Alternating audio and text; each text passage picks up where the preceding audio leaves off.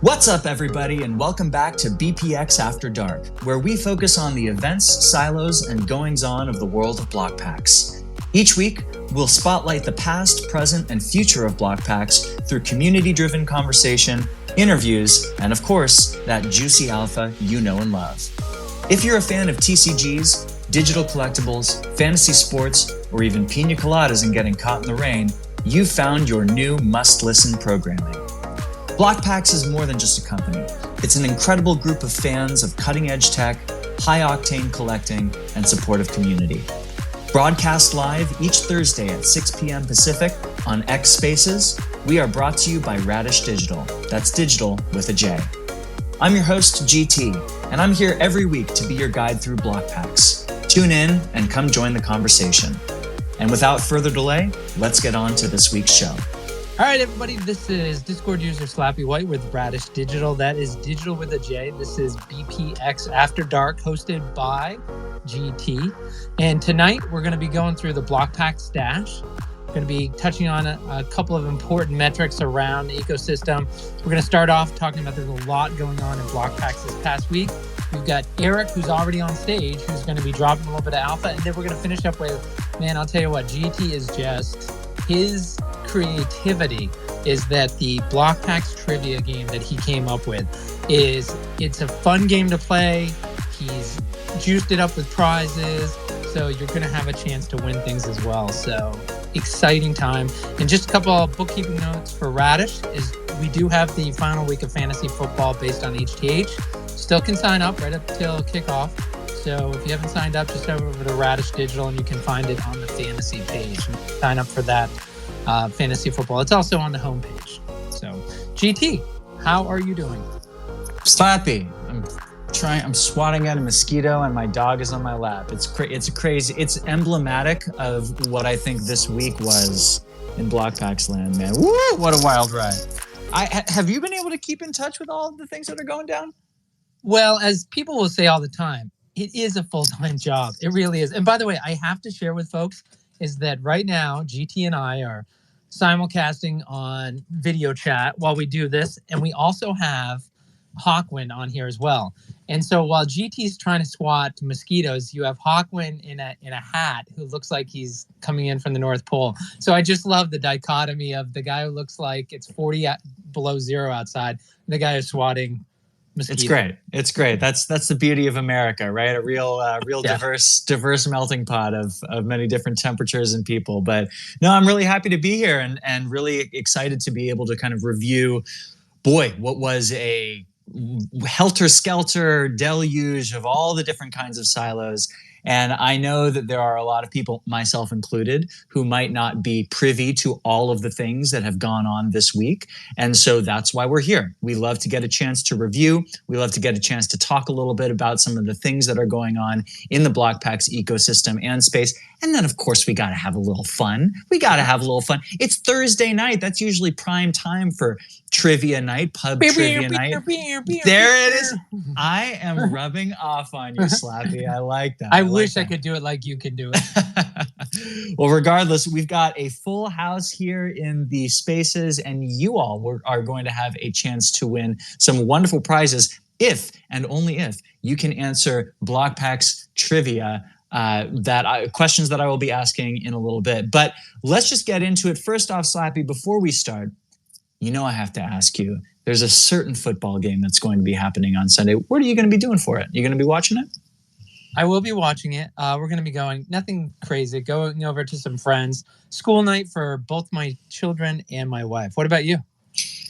Yeah, I actually don't know yet. I've got a couple of friends who will probably be hosting, but it's the Super Bowl is always a fun time. Obviously, I'm a Niners fan, so I'm extra invested this year. But yeah, it's always a fun time because I used to teach middle school, and one of the units that we would do would be on learning about persuasion techniques and like the Aristotelian appeals of logos, pathos, and ethos. And we would do this series where we would analyze TV commercials and like print ad commercials, and they would have to analyze the different techniques that were being used. And so for a little like extra credit every year, I would be like, watch the Super Bowl. And even if you don't like football, watch the commercials. And it was so fun when all the students would come in on Monday to be like, oh, did you see that Toyota Prius commercial or that wild commercial with Steve Carell and Cardi B? Like, that's ethos right there, you know. And so it was really fun to see it. So it's, you know, not being in the classroom now is you know, it definitely has its benefits and drawbacks, but this is a particularly fun weekend for me, even if my beloved Niners were not in the Super Bowl. But I can't wait to see the future MVP of the game, Brock Purdy, do his thing, Brocky Balboa.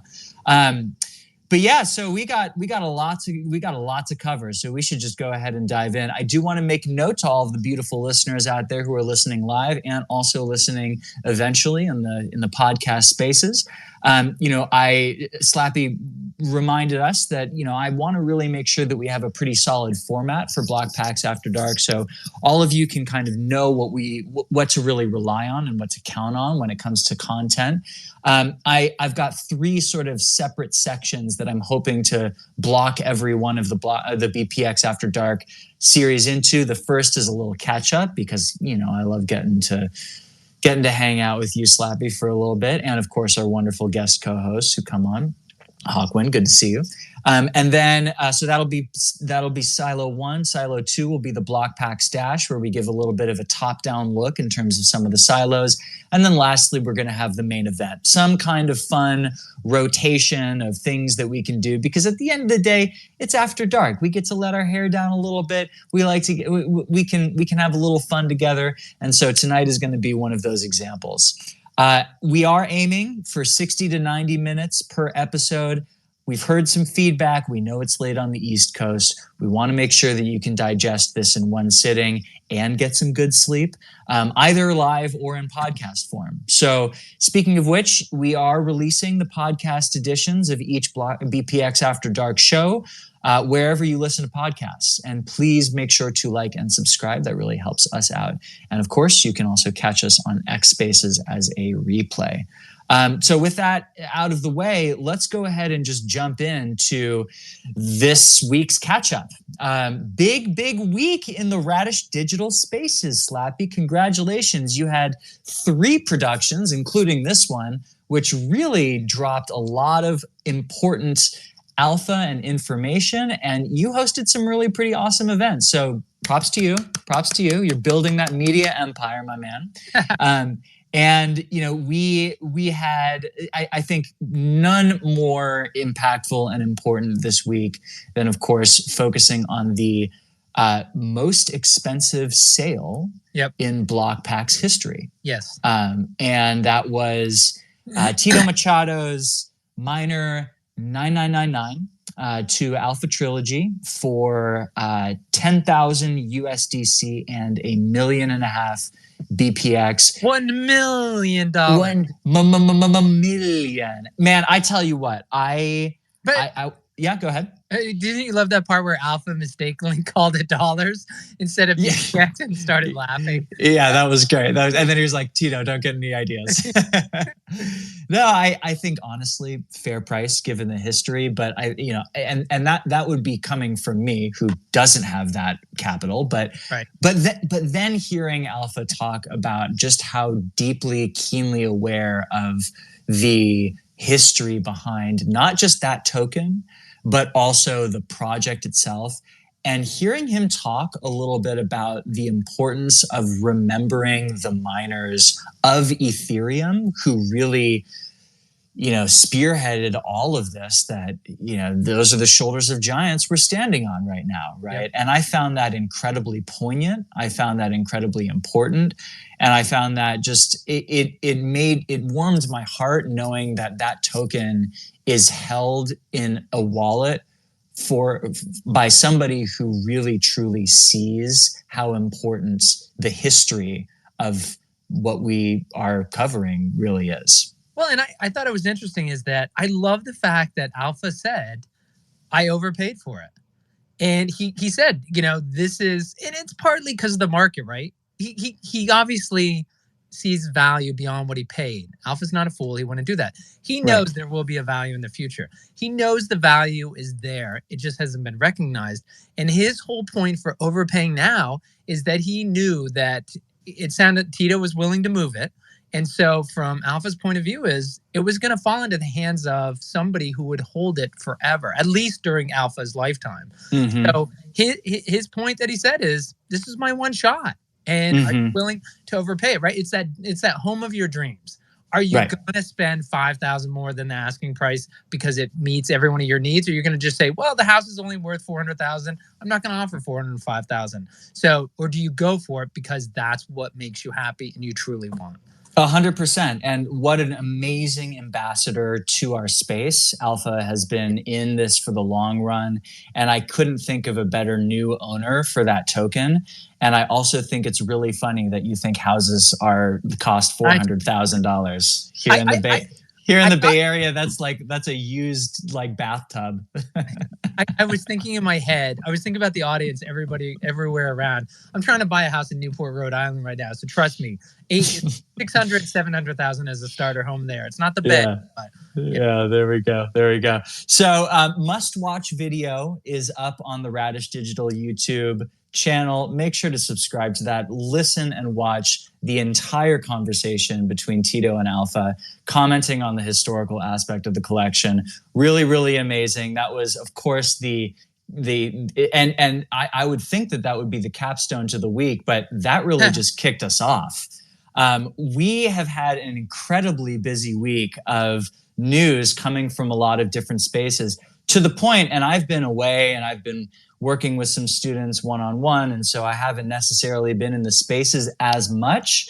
But boy, this Eric guy, he just is the Willy Wonka of Alpha drops. I mean, you can just tell that I just imagine him at the Blokpax office just wearing his purple hat and, his cane around there and all that, and just dropping little fun things, So Oompa Loompa Doopity Doo, I want to invite Eric up to the stage for you, because I think that we need to hear straight from the horse's mouth some of the things that we might have missed in terms of the goings-on and the progress and the moving of the needle up in Blokpax. We've got a lot of silos to cover. We've got a lot of news to cover. So I want to throw it over to Eric and first ask you, Eric, how the heck are you tonight? Oh boy, GT, it has been a week, let me tell you. I'll start with that. I believe it, man. I'm sure there have been good, bad, neutral, and everything in between that spectrum. But boy, let me tell you what, I'm grateful for the gift of your time, man. And I'm grateful as a Blokpax fan and a Blokpax consumer that you continue to just sprinkle these little bits of joy and alpha on here in different ways. I love that. I'm actually, to be honest, man, it's a pleasure to kind of get to have this fun and sprinkle the news as it comes across, where we flesh out what we're doing and we're comfortable letting the community know about it. We're always going to be cautious on exact dates and hard dates, as things, we have to be flexible with things. Sometimes it changes, but as a community member myself, I always wanted more information I always wanted more little of those sprinkles, just so I know what was going on. So, again, part of me finally being on this side of the rope and being on the team member side, I want to make sure that I get to bring that joy and that fun. And you're right, man. There's times where I'm sitting there thinking, if I just said this, would Frenchie be mad, or should I hold that one back? Yeah. And that thought goes through my head on the regular, but man, he's been great. He's like, look, I trust your judgment. If you want to let it rip, let it rip. Yeah. And I'm like, all right, sounds good. I love that. I love that he's given you power to ask for forgiveness, not permission. Well, this is great. In GT, he's better than Rommel, which I love Rommel. And having him in the Wonders Discord is awesome, the way he's interacting with everyone. And Rommel was a great guest.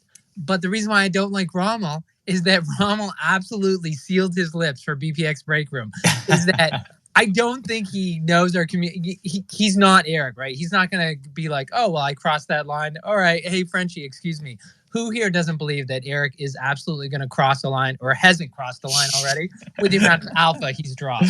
Well, speaking of which, I want to talk about that because I kept working on these show notes over the course of this week, and I was like, okay, I finished the show notes probably on Monday and thinking to myself, okay, I'm in pretty good shape. Everything's good to go. The Blokpax Dash is ready. I just need to add some things at the end of the week for the figures that I was able to count in total. And then I got a bit of alpha on Tuesday. And then I got a bit of alpha on Wednesday. And then a little bit more on Thursday.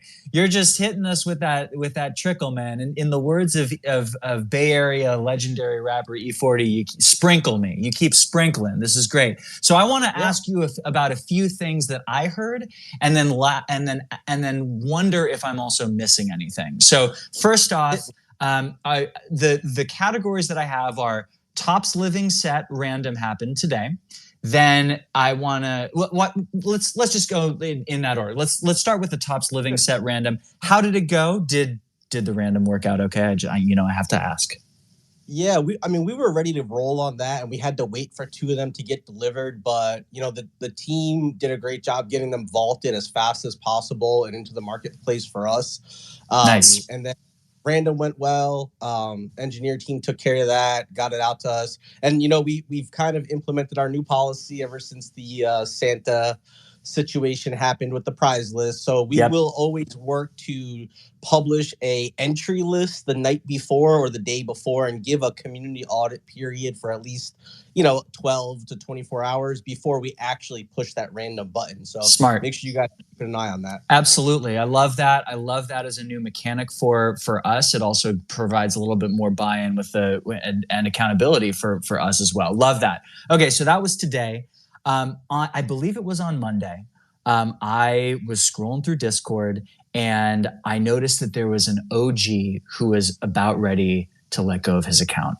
And you stepped in. It was probably 11 o'clock at night.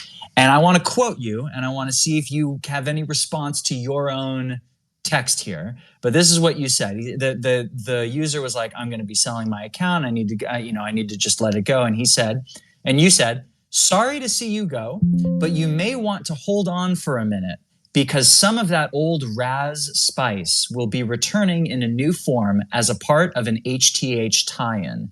I think I recall you from the Razz days. I was a community member then and have joined the team recently with the intent to revitalize some of that Razz spark, which we will be calling Snap or Snap Game moving forward." That perked my ears up as a big Razz fan myself. Anything else that you can add or any kind of clarity that you'd like to provide us with that one? Yeah, I'll disclose some of it, but not all of it. So the way we plan to use this is HGH will not become an IM, right? HGH as a standalone product is a collectability. It has a leaderboard. It has points. We have BPX payouts to it. But our intention is to have some form of an insert or another item that will come out of the packs that will then represent your entries into our previous, now called Snap games. And there will be cards, that can be won, physical slab cards, and they will be associated to those inserts in the game. And it's intentional, right? We do not want to take away from HTH, but we want to, we heard the community when they said, we want a Razz, we want a Razz, we want a Razz. And we heard that you kind of have to wait a while for that season to end to get your BPX drips and payouts and things like that. So what better way to bring back that Snap game in the form of a Razz? And, it may not be the $400,000, $500,000 sets that you used to see, but we will still put some more instant gratification into that game now, for the community. Amazing. I can't think of a better way to sort of bridge the gap between the end game, which is like the end of a season of HTH, right? We want to make sure that we're continuing that momentum, building that kind of daily or weekly or monthly momentum, because of course, a basketball, a baseball, a football season lasts a very long time. And of course, we want to make sure that we are increasing the collectability standpoint of those collections, but also having the opportunity to be able to kind of get that little juice in there. So I love that. I love that. There's more to it, but I'm not going to fully unpack it. Jeff and I actually have a meeting tomorrow to kind of hone out exactly how we want to let that rip, and then he'll probably unpack the full announcement on it sometime soon. Oh my gosh, I can't wait. Hawkwind, I see that you've got your hand up. Do you have a question or comment when it comes to this? I want to go back to the Topps Living Set random. I don't know if you guys saw in actually the, I think it's General on a channel in Blokpax, but CP Hurley started a loser bracket. And the loser bracket winner was a really great idea. And I wanted to point this out. And so he won 2 cards, and he's donating one of those cards from the living set to the losers. And then they're going to random them. Then he got a lot of other people to do it. It was up to 7 last time I looked, cards that were donated from that first one that only the loser can actually get. And I know a newest member of the actual, newest member of Blokpax, one of them, it just really hit home for him how he posted about how great and what a community it is, how great it is, and so on. Yeah, thank you for calling that out, Hawkwind. I noticed that too. And we actually talked about a random act of Blokpax that CP Hurley did for the newbies a couple of weeks ago on that episode, where he was talking a little bit about compiling a lot of HTH boxes for new members. So if new members purchased a box, they had a chance to win a box from one of the OGs. This is just CP Hurley doing his CP Hurley things, right? And another moment of strength and community building for our members of Blokpax. And I really appreciate you pointing that out. I was going to write that down in my show notes, and I didn't, and I'm glad that you brought that up. Eric, I want to continue on. So I love this idea of Razz mechanics. That was something that you dropped on Monday. And then on Tuesday, you had a conversation in conjunction with the Radish Digital YouTube conversation about the minor Quad 9 sale. And then you dropped a little bit of information on the Lost Minor books and a little bit of extra spice. Can you just briefly talk a little bit about that in case some people missed it? Yeah, so the intent here is, Blokpax, we gamify everything. Everything we do has gamification, some fun to it, a little bit of that spice. There might be some risk reward to certain things. And in this case, we are going to auction 1 through 10, basically a draft order for your ability to select a minor from our company holdback. So you will get the actual Lost Minor from the company holdback, and then you will also get a Collector Chronicles book, the Lost Minor book. I saw today it's 348 pages long. Wow. And it has all the Lost Minors in it. And the collectability side of it is that because it's only numbered 1 through 10, we'll have Jeff number those by hand 1 through 10 in draft order. You pick your minor, and then you can either put that minor on the inside page of the book. So page 2 will have a minor art on it, and you can select the one that you pick from our holdback, or any minor that you hold in your wallet at that time can be put on there as art. And then the final piece is, again, this is coming from me. Jeff he's not this person. Jeff is such a humble guy, and I talked about this before.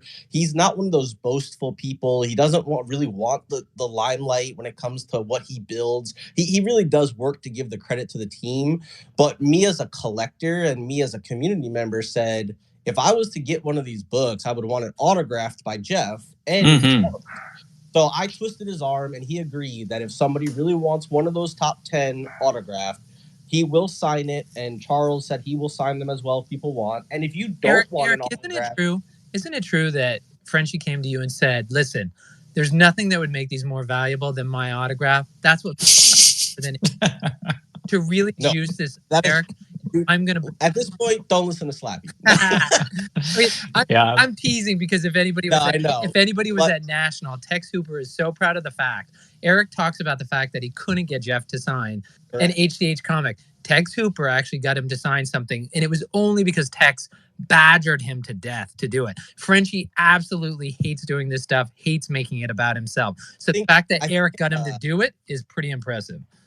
I think at Nationals, he knew he was going to hire me eventually, so he didn't want to sign something for me. I think that's... there you go. Now, Eric, this is amazing news. I know that there are a few absolutely baller minor holdbacks, including, if I'm not mistaken, a 1-of-1 minor as well. So I imagine that this auction is going to be going to garner a lot of really interesting juice. Now, just remind me as well, from what I heard, there are going to be 3 tiers of Lost Miner books. There's going to be a set of 10, and then there's going to be a secondary set, and then the kind of like mass-produced set. Am I getting that right? Right. So there will be a set of 10 with a cover book. It'll be the Canary edition. There will be a candlestick edition, which will be the out of 99, and then there will be a 440 count. That's our first order we did for the books. So that'll be your collector edition, just your collector edition book. And we do have the ability to print more of those if we need them down the road. But this is just our first print run on them that we had ordered. I love it. And for the out of 99 and the rest, those will also be auctioned or via purchase? Those will be via purchase and only in BPX. So there will be a set BPX price for both tiers, and then the auction will be for the out of 10. And that auction is slated to come in behind our first full auction. So expect that to run. The goal is before the end of the month to have. So our goal right now is to have our full card auction run, and then the minor auction run in behind it by the end of the month. So for those of you who didn't know, that big auction's coming up too. We're packing that out and getting that ready, making sure we're crossing our T's and dotting our I's there. But it looks like we're almost ready to get that information out and send it live as well. Exciting news. And I want to address that kind of auction in just one second, but I do want to know, Hawkwin, do you have anything to say?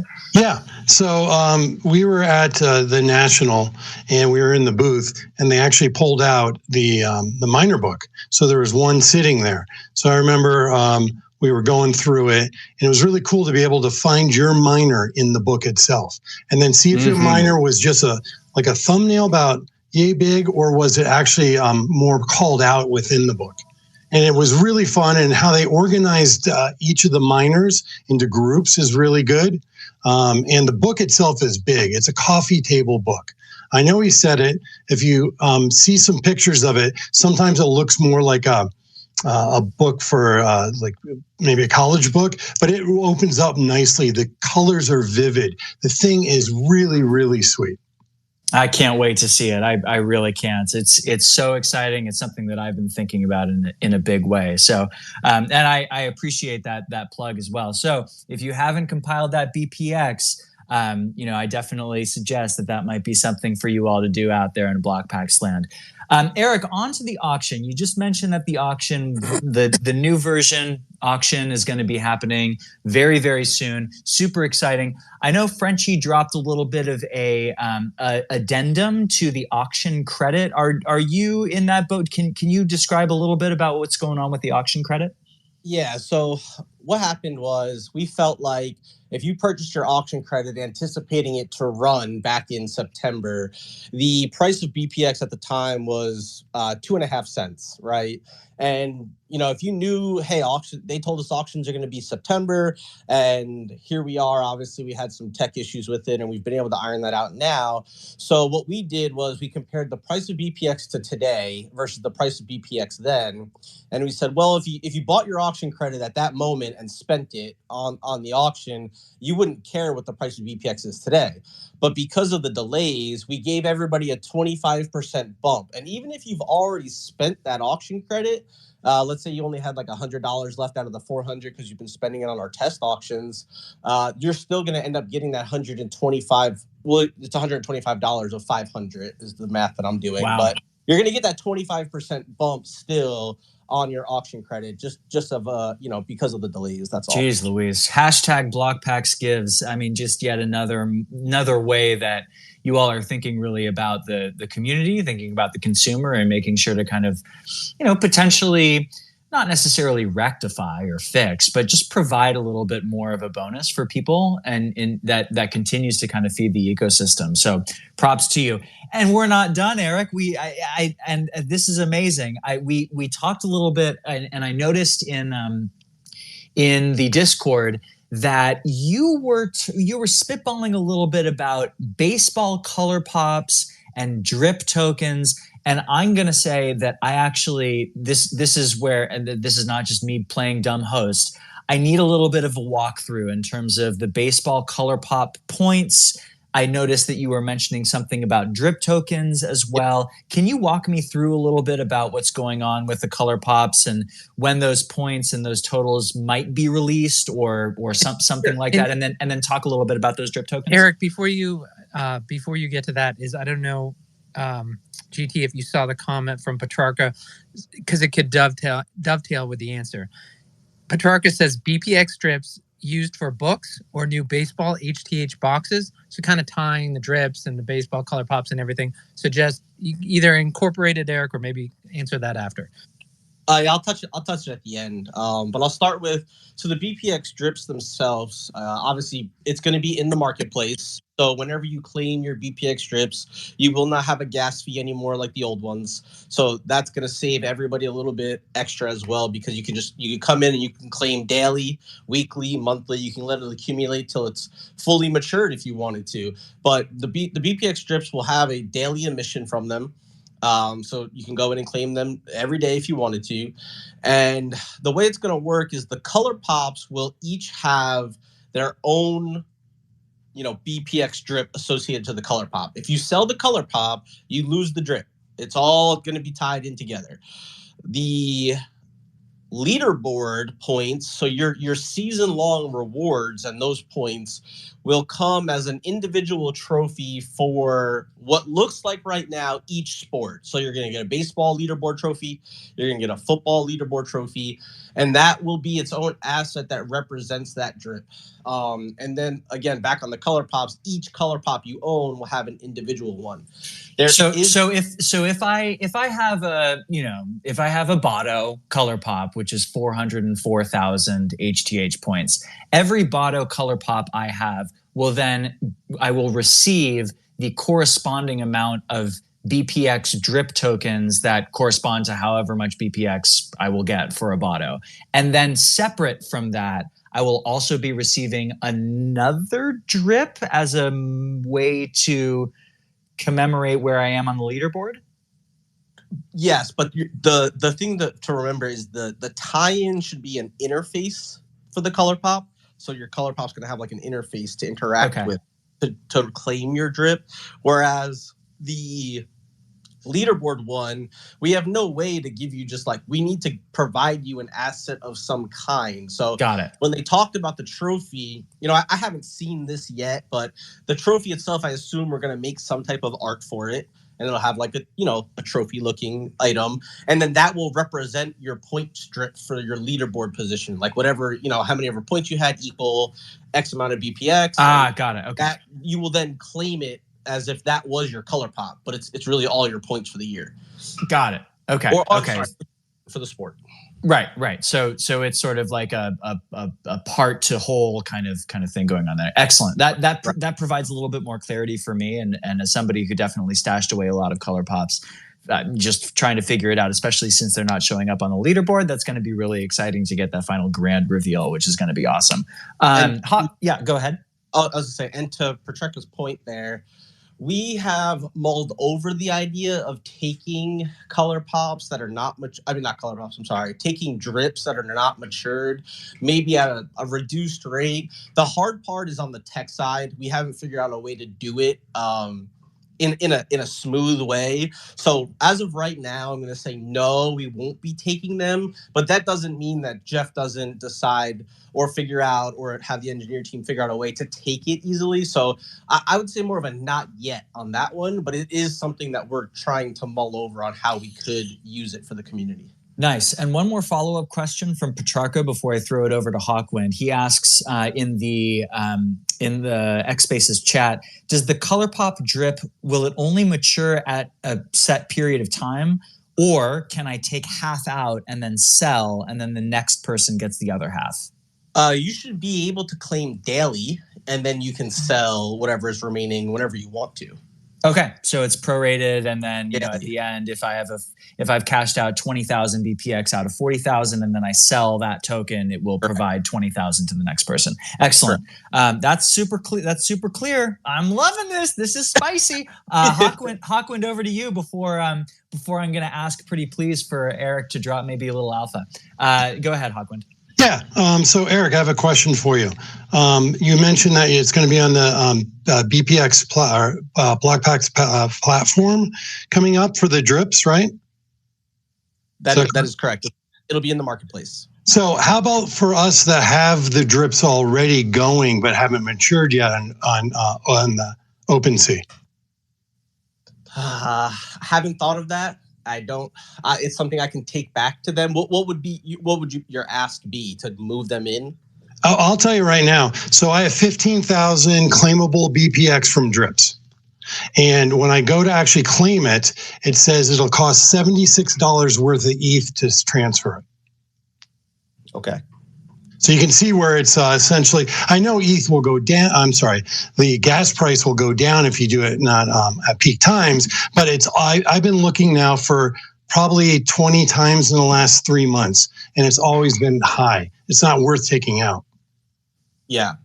So I don't have an answer for that. It's something that I haven't really given much thought. I'll just be honest. So it's something that I'll put on my notepad from tonight's convo and see what we can figure out if there's a way. Again, there's also regulatory things around how we do a lot of this stuff. So I have to be careful on any answer I give regarding that, especially around the token. That makes sense. And then for anybody who actually has been here a little while and wonders if they have a drip, it's actually drips.blokpax.com is where it'll pull it up from your wallet as long as you're logged in, and it'll actually pull up how much you have and when the other ones are going to mature. And for those who we're trying a new simulcast tonight, so we're hoping to get this uploaded to YouTube afterwards. And Hawkwin's been sharing his screen with the BPX strip claim, so you can kind of see how it is. I guess the other question, Hawkwin, is that, like we always preach, especially to the newer folks coming in, is there and I think Infinite, he is in here. Is there a link from the Blokpax Discord for drips? And if not, can we get it there? Because obviously, ooh, that'd be nice. Yeah. Great intel, Hawkwin. Thank you for that. I think that's really important, especially for a lot of the users to know. And I really appreciate, Eric, that you're going to be continuing to think about that. Before we get into the alpha, I do want to throw it back over to Slappy one time. You did have a book question before we then head in? Yep, just a couple of book questions. Is number one, for folks who didn't catch the special BPX After Dark daytime extra we did with Eric, where, and leaving it to Blokpax. I love reading books. Everybody in my family reads them, but let's be honest, right? I mean, physical books. When's the last time there was a lot of excitement about it? I mean, the Harry Potter series is probably the last time the world went crazy about it. And it's insane Galileo was talking about how his blood pressure was getting up, listening to Eric talk about it. I mean, only Frenchie could gamify, right? A book drop. And I think, I'm not sure if Eric mentioned, I think it was 440 copies are going to be the generic kind with the miners across it, right, Eric? That's the quantity? That's correct. Okay, so we're talking a total of 551, 440 plus 549. Yeah, okay, 549. Now there might be a second edition, so it's not limited forever. This is the first edition, and that's it. If it runs again, it'll be the second edition, but this is the only first edition. 2 of the 3 classes are serialized. Now, we talked about the auctions, and the one thing that it was interesting hearing the mechanics, because you have to set a time for the auction, so it's going to make it really interesting. You're going to do 3 a night, 3 a night, 3 a night, and then 1 the final night. And so the 3 are going to go to expire at different hours, 1 hour apart. But the problem is, if the first one goes into extended bidding, it's possible it will run into the conclusion of the second one. And every time you bid, your BPX is tied up. So you have to think strategically, do you bid on this spot or are you saving it for the next spot? Because it's quite possible they're going to overlap the auctions on those first 3 nights, right, Eric? All very true. Okay, and you mentioned you would love to grab one of these, but you're like, I'm just not sure I have enough BPX. So the miner book by itself is going to be priced, for folks who are wondering, it's expected to be priced about the price of a booster box, only in BPX, not credit card, not ETH, only BPX. So it's going to be about $250. And then if you factor in with the top, the highest class one that only has 10, you get one of the holdback miners. So I mean, when you're looking at that, obviously you're not going to pick a floor miner, and there, even though they shift changed out a lot of good ones, there's still some really good ones. I'm not sure if they're still in 101 because the astronaut I think still shows up there. You're right. Yeah, you're right. I was just thinking about that myself. Yeah. Yep. So, but let's be clear. I'm sure there's some kind of canary or something in there. So, like, it's hard to evaluate the prices now, but $500-$600 in price. So, add that to the book, and I would think you're looking at you're looking at a value of starting point of around $1,000 worth of BPX. Is that kind of where you're guessing?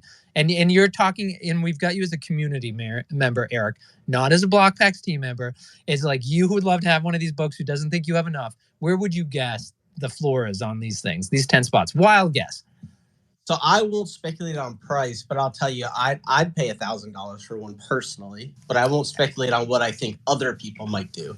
And for the record, that's about 48,000 BPX. So I mean, that's a good metric to kind of like think about. I think Slappy, you might be in the ballpark in terms of, being able to sniff around one of those 1 to 10s, and we'll see how that kind of works. And then the only other question I had is that the holdbacks, as I know you were talking about, because there's talk about they're held in separate wallets.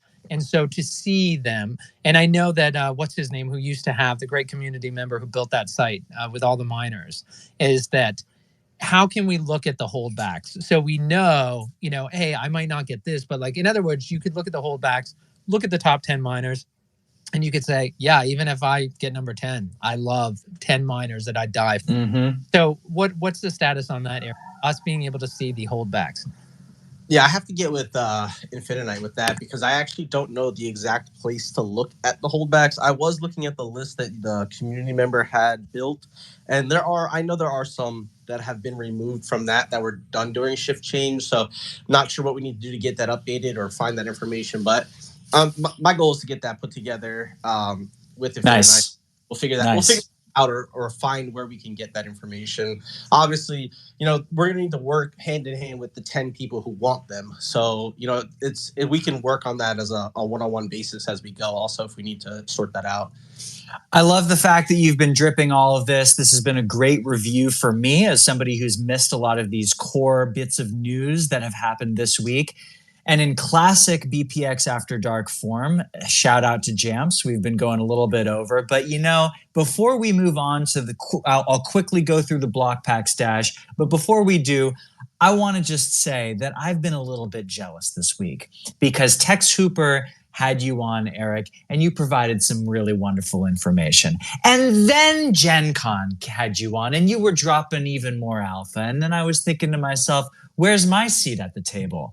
And so I reached out to you and I was like, can you help review a couple of things? And you said, yes, I can. And in classic Eric form, because this is just what you love to do, you're like, and I might drop a little something. So I get a seat at the table. I get a seat at the adults table. I think that's really wonderful. So you've got some news for us, Eric. Please give us the opportunity to have one more bit of alpha this week. What do you have on the table? What are you serving a platter of tonight? Before the full serving, a little appetizer we also missed on was the Hex Club rewards went out for the quarter. Of course it did. Yeah, that's right. We wanted to kill the Hex Club is done. Twitter itself killed it. So if you guys didn't see our announcement, please don't pay if you don't want Twitter. That Hex for yourself. Like that's gone. So we don't have any. Please don't pay for it if you don't want it. That's that one. And then also Wonders of the First secondary market BPX rebate went out as well today. So a little bit more of a give back for those who are providing some support to the secondary market. Now, the good stuff.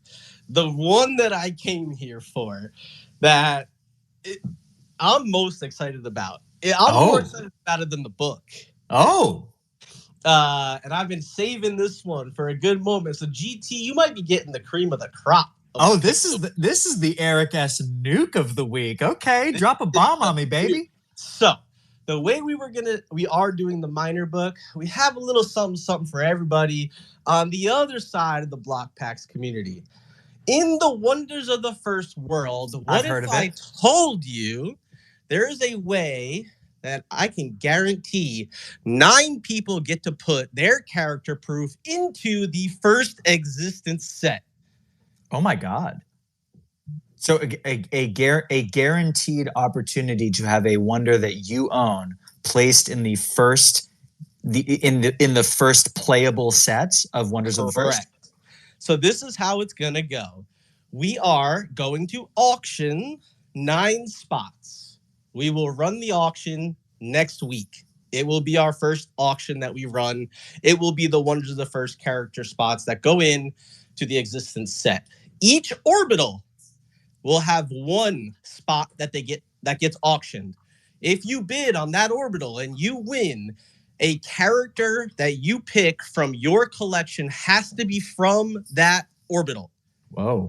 That is part 1. It can be anything that you have in your set. You have to own it, but you're going to be bidding on that orbital. So if you want a Patria guide go in or a legendary form, then you have to bid on that orbital and win it in the auction. That is part 1. So you'll go through all 6 orbitals. It's going to be a 3-day auction, and it's going to end. The goal is for it to end on Thursday night. Okay. Next week. The second part of this auction, there will be 3 wild card spots that you can pick anything you want in your set to make sure it goes in, and those will run right. We'll start them to end on Sunday night. I love it. So those will be guaranteed. You'll come to us and tell us, I want this card to go into the set, and we'll make sure that item, that card is part of the very first existence set. You can guarantee your character proof is part of that set. Holy smoke. So just to recap, there will be 9 cards that we can bid on in order to include one of our wonders into the first playable set of Wonders of the First. 6 of them, each one is going to come from one of the 6 orbitals, and then there will be 3 wild card spots where you just say, I want this frog legendary in here. I don't care if it's from, Umbrathine or something. I just want it in there. Or I want this bear in there, or I want this chain-bound golem. Shout out to the Blokpax Dash last week. I just want it in there, and those 3 spots I can bid on, and we're good to go. Correct, and we will make sure that those players then fit into the game, the battle mechanics. They'll get their powers, and you'll get to see your character proof kind of come to life in that first IP use. So wow. Eric, I have a question on that. So that also means on the collector boxes, which are serialized and also are all foils, you're going to have, that's going to go into those boxes also? Correct. Imagine you giving yourself the opportunity to not only bid on having a beloved Wonder of the First character proof that you own show up not just in the first box, but in hollow form. I can't think of a better way to include the community, not only in the process of creating this game and creating the very first edition of it, but just having the opportunity to give the community a little bit more juice and agency into the creative process of it. That is a really, really cool opportunity for us to kind of think about. And that is huge alpha. I am grateful that you saved the best for last this week. I'm sure there's going to be more next week, Eric, but boy, I'm really, really grateful that you saved this week. This is exciting, especially coming on the heels of a lot of announcements and a lot of tweets that Frenchie has been making, not just in the Wonders of the First Discord, but also on his own personal Twitter. Right before Blokpax BPX After Dark, he posted a really, really wonderful and important manifesto that really outlines the power of Wonders of the First and the historical quality to it and also the excitement quality to it. I think that there's a lot of really deep thinking that is going on inside the Wonders of the First team, and I can't think of a better way to include the community so that they also have some agency in the creative process. And boy, we're coming up on it. I mean, the release is coming up soon. This has been a year and change in the making, and now it's finally here. I know Jeff is excited about it. I know you're excited about it, Eric. And with this news, this is going to make things even more exciting for a lot of our community members. So thank you for even offering this opportunity. Yeah, I mean, I was giddy when you said to come on the show, I literally text Jeff and I just said, I'm dropping it tonight. I'm doing it. And he just liked it. He was like, have at it. So it's one of those things, like I truthfully have been enjoying my time already, just digging into things, adding where I can, helping build things where I can. The wonders of the first team, man, I got to meet them in South Carolina. A couple of them were down there. They're just awesome people. They're card people. They play the game. They love the game. I mean, you can see their excitement for it. And, I talk about it a lot. And you get to work around people who are truly excited and truly passionate about what they're doing and what they're building. We are gonna have success, and we're gonna stand on it, stand on business, as they say, right? We're gonna stand on it, and we're gonna make sure that we are proud of what we're putting on the table. And it just feels good to work and surround yourself with this team. It's been amazing. Well, and I love the fact that I just hear the energy and enthusiasm and passion in your voice, Eric, and I just hear how excited you are, which I think trickles down to a lot of the people who are a part of this project. I think it's really great to kind of see all of the work that's being done, and I am incredibly excited at this opportunity. And I do have to say, especially coming, on the heels of also the BPX auction for the book, and now for these wonders, y'all better start stocking up on that BPX. I mean, because I'm telling you, like, these are literally once in a lifetime opportunities, right? Blokpax is not going to be giving away a lot of these or selling off a lot of these held back miners, especially when you have a choice between any one of the miners that are around. That is a unique opportunity that you could spend your BPX in, right? And now we have the once in a lifetime opportunity to include a cherished Wonder of the First character proof that is going to be included in the very first historically relevant and significant real life booster boxes that are going to be released. That is a big, big deal. And I think if you have been stockpiling your BPX and squirreling it away, or if you're hearing this and are a little bit excited about it, now is the time to really, really consider, maybe this is the time to really spend that BPX, because honestly, I can't think of a more historic and unique way of spending it than right now. We've got 2 silos that are on the cusp of something really interesting and creative, and I can't wait to see what the action is going to be next week. Eric, I am so grateful for all of this news that you're providing us. And I also want to take the opportunity as well to talk a little bit about a few things that we've been kind of mulling over. Can I stop you there real quick? I had a question. Yeah, go ahead. Hey, Eric. Go ahead, Hawkwind. So this happens a lot, and I'm not saying it bothers me. I just want to bring it up for people, which is there's 8 of them that are going to be auctioned off, and they're going to go for a really high amount. So as people say, the whales are going to get them. They're not going to be there for the majority of other people to be able to get it. So the question is, what I've seen before is, can there be 1 or 2 that's set aside that's actually random off as a gift or a random prize, so that it's not just whales getting this, but it's at least 1 or 2 other people that are able to take advantage of this and also get their characters in there? Oh, put me on a spot with that question. I can't make any promises there. We try to do things as fairly as we can. I mean, I'll go back to the Santa prize being random. Like, there was some big winners there that were, they didn't have a ton of entries, right? There was some really big winners there. So I know there's a time and place where we do try to balance it. I can't speak on how this is going to play out, but I'll take it back with me as another one of those, well, what can we do in this situation? And I apologize if I missed it. I appreciate, guys, it's been great. All the comments in the Twitter spaces, like, I've been sharing it with GT, compiling, people have been DMing me. So I apologize if I missed it. I know in the BPX After Dark Daytime Special, you talked about the limiting it to first come, first serve, but 1 per for a set period of time, and then people can come back for a second. So with these, the Wonder Spots, is it limited to 1 per as well? We have not set a limit on the auctions. Oh, my. So that could be a good compromise to what Chris... That's spicy. Yeah. That's spicy. It is. Again, these are things. I mean, these are things that I will not make a judgment call on because I'd like to keep my job. There are points where I'm willing to step out over the edge for you guys, but there are certain things I'm going to take that back to the team, not just Jeff, and put it on the table and get 8 people's opinions on it, not just one.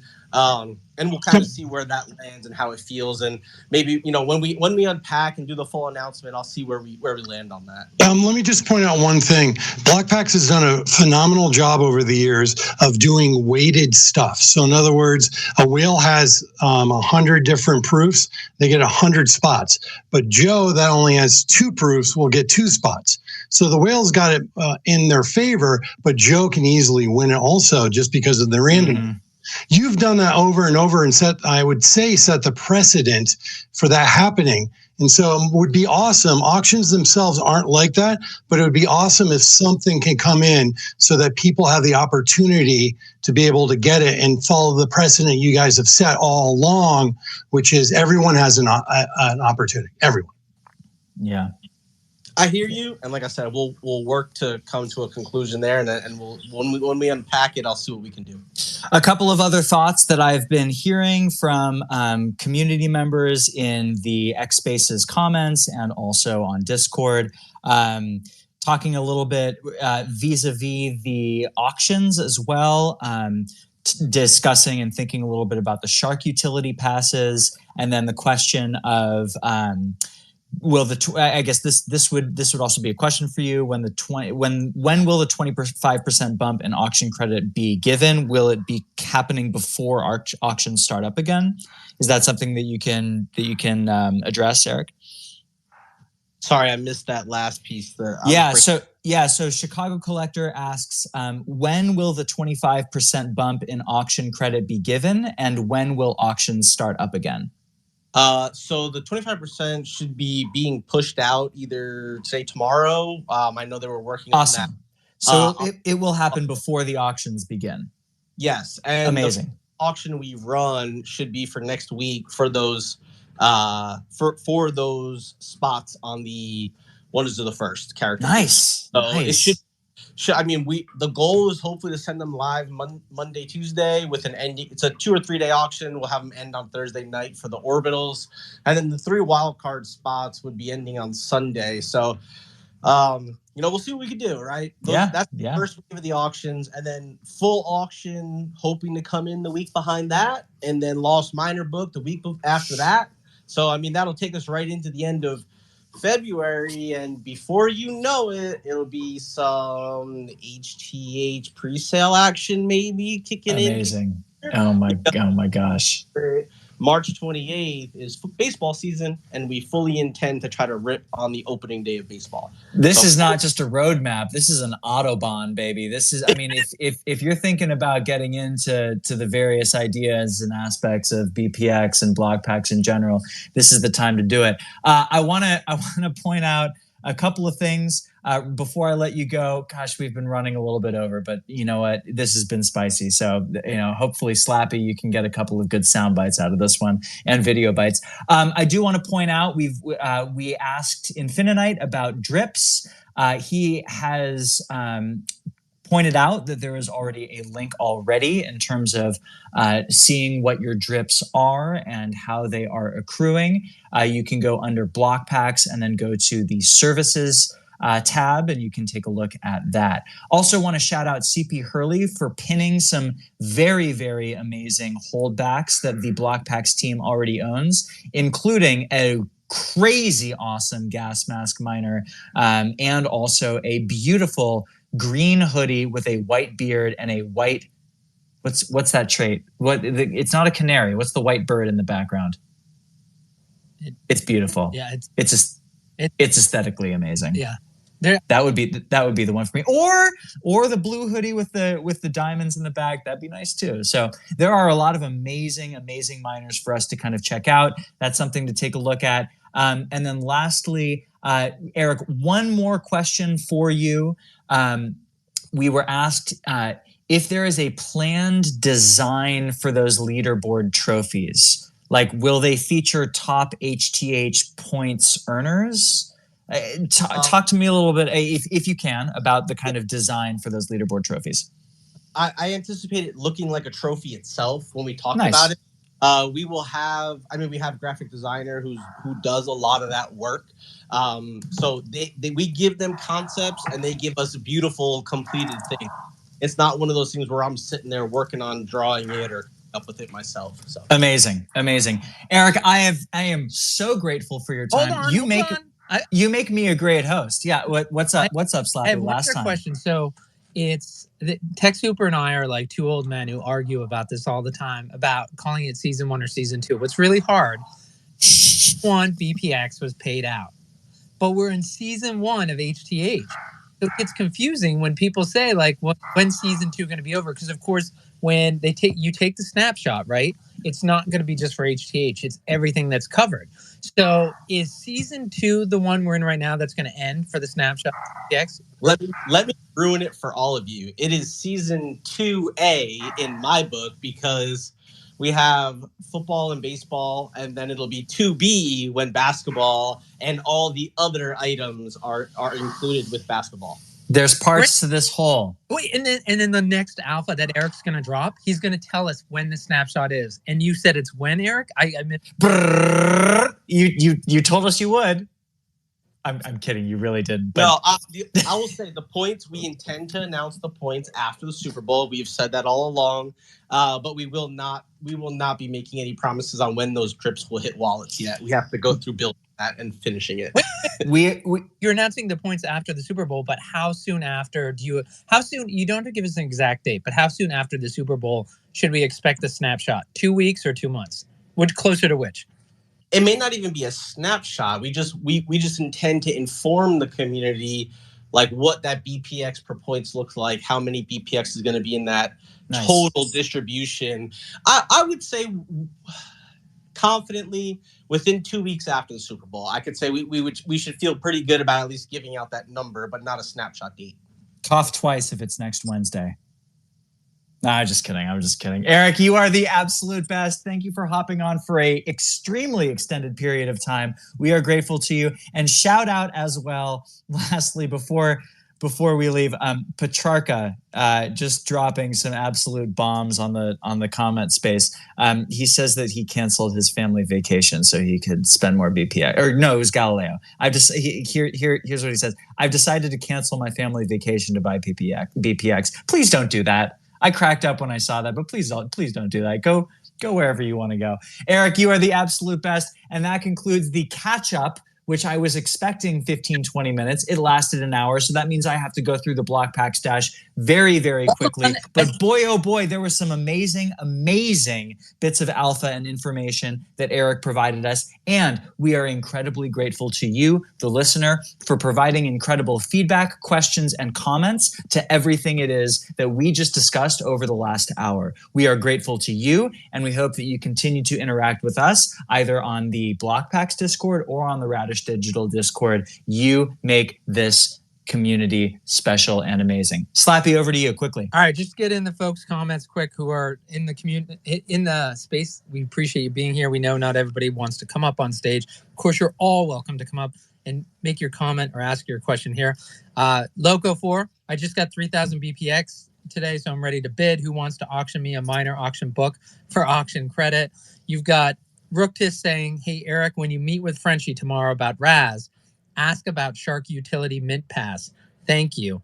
And let's see, a few other ones. Just make sure we get in here is, I think we got it all. All right. I want to just make sure we recognize everybody making comments, asking questions. Keep them coming. Much love to you all, the community. You all make this place exciting and very interesting for us to especially discuss. And thank you for the trust that you have in all of us to be able to host these wonderful spaces.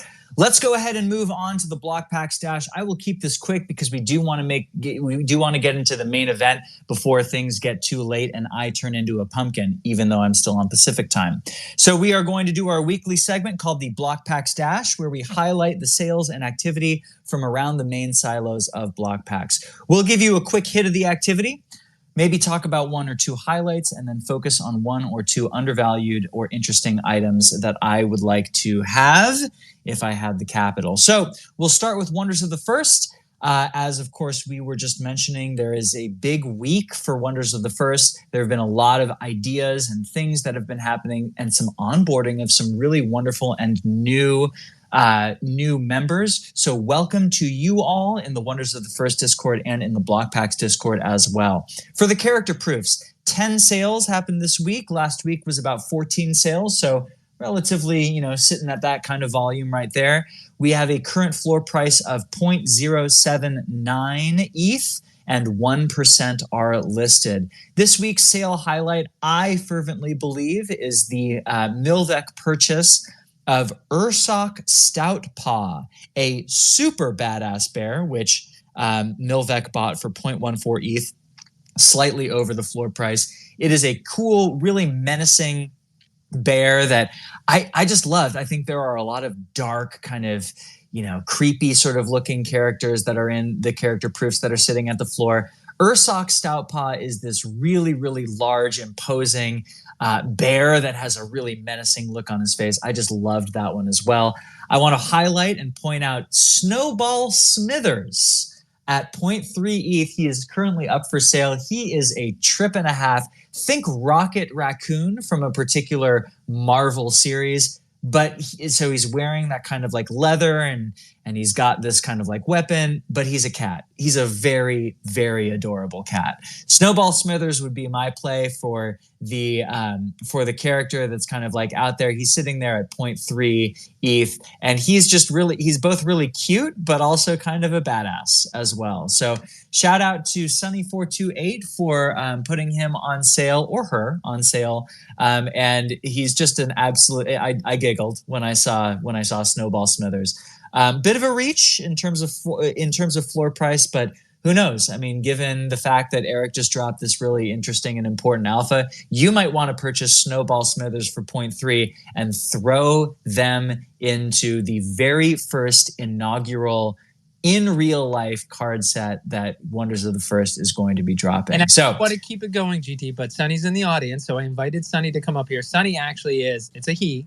And Sunny, if you're in here, come on up on stage and tell us what you're doing. Are you just looking to go into a different wonder, or what's your motivation? We'd love to hear that if you want to hop on. Sorry, GT, go ahead. No worries. Sunny's wonder just really stood out to me as like the rocket equivalent of somebody that we would see on Wonders of the First. So shout out to Sunny for showing me the light in terms of this beautiful, wonderful Wonder of the First character proof.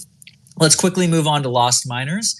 Last week we had 22 sales with 0.9% listed.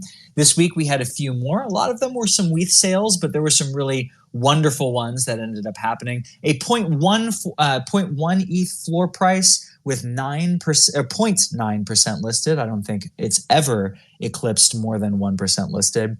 We've already talked about the sale highlight. Shout out again to Alpha and Tito for working on an OTC trust-based miner sale for over $42,000 in terms of the equivalent of that. That's pretty impressive. Pretty darn impressive.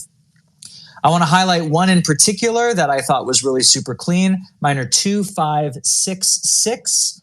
The current price is 0.1 ETH. I thought this guy was just super clean. He's sitting around the floor or at the floor. He's got this beautiful orange intact miner helmet with a red miner light. He's got the typical kind of miner face with a white bushy beard, and then he's got like a black striped gray shirt. He's just super clean. I think he'd be really good as a PFP. So if you are thinking about entering into the miner space, I think that's a really, really good place to be, which I think is quite wonderful to kind of like think about. So just generally speaking, I think it's going to be really important to recognize that even after a year and a half, Miners continues to have really, really consistent sales. This week we had 38. We love to see it happen. I'm going to quickly zip through Home Team Heroes before I throw it over to Hawkwind to talk a little bit about the reward store and what he sees in the reward store. Home Team Heroes, we had 115 sales this week, including a Doc Black 1 of 1 sold by Mr. Dillon for about 8,000 BPX. Congratulations to you, Mr. Dillon. We see a lot of people that are continuing to build up their collections right before the HTH baseball snapshot, which we heard from Eric will be in the next couple of weeks, or at least the mechanics of the snapshot will be happening in the next couple of weeks. A Snow Bear Lime Shatter also sold for 1,600 BPX. In my mind, that's a steal. And then in football, we had the equal amount of sales from last week and this week. Both had 90 sales.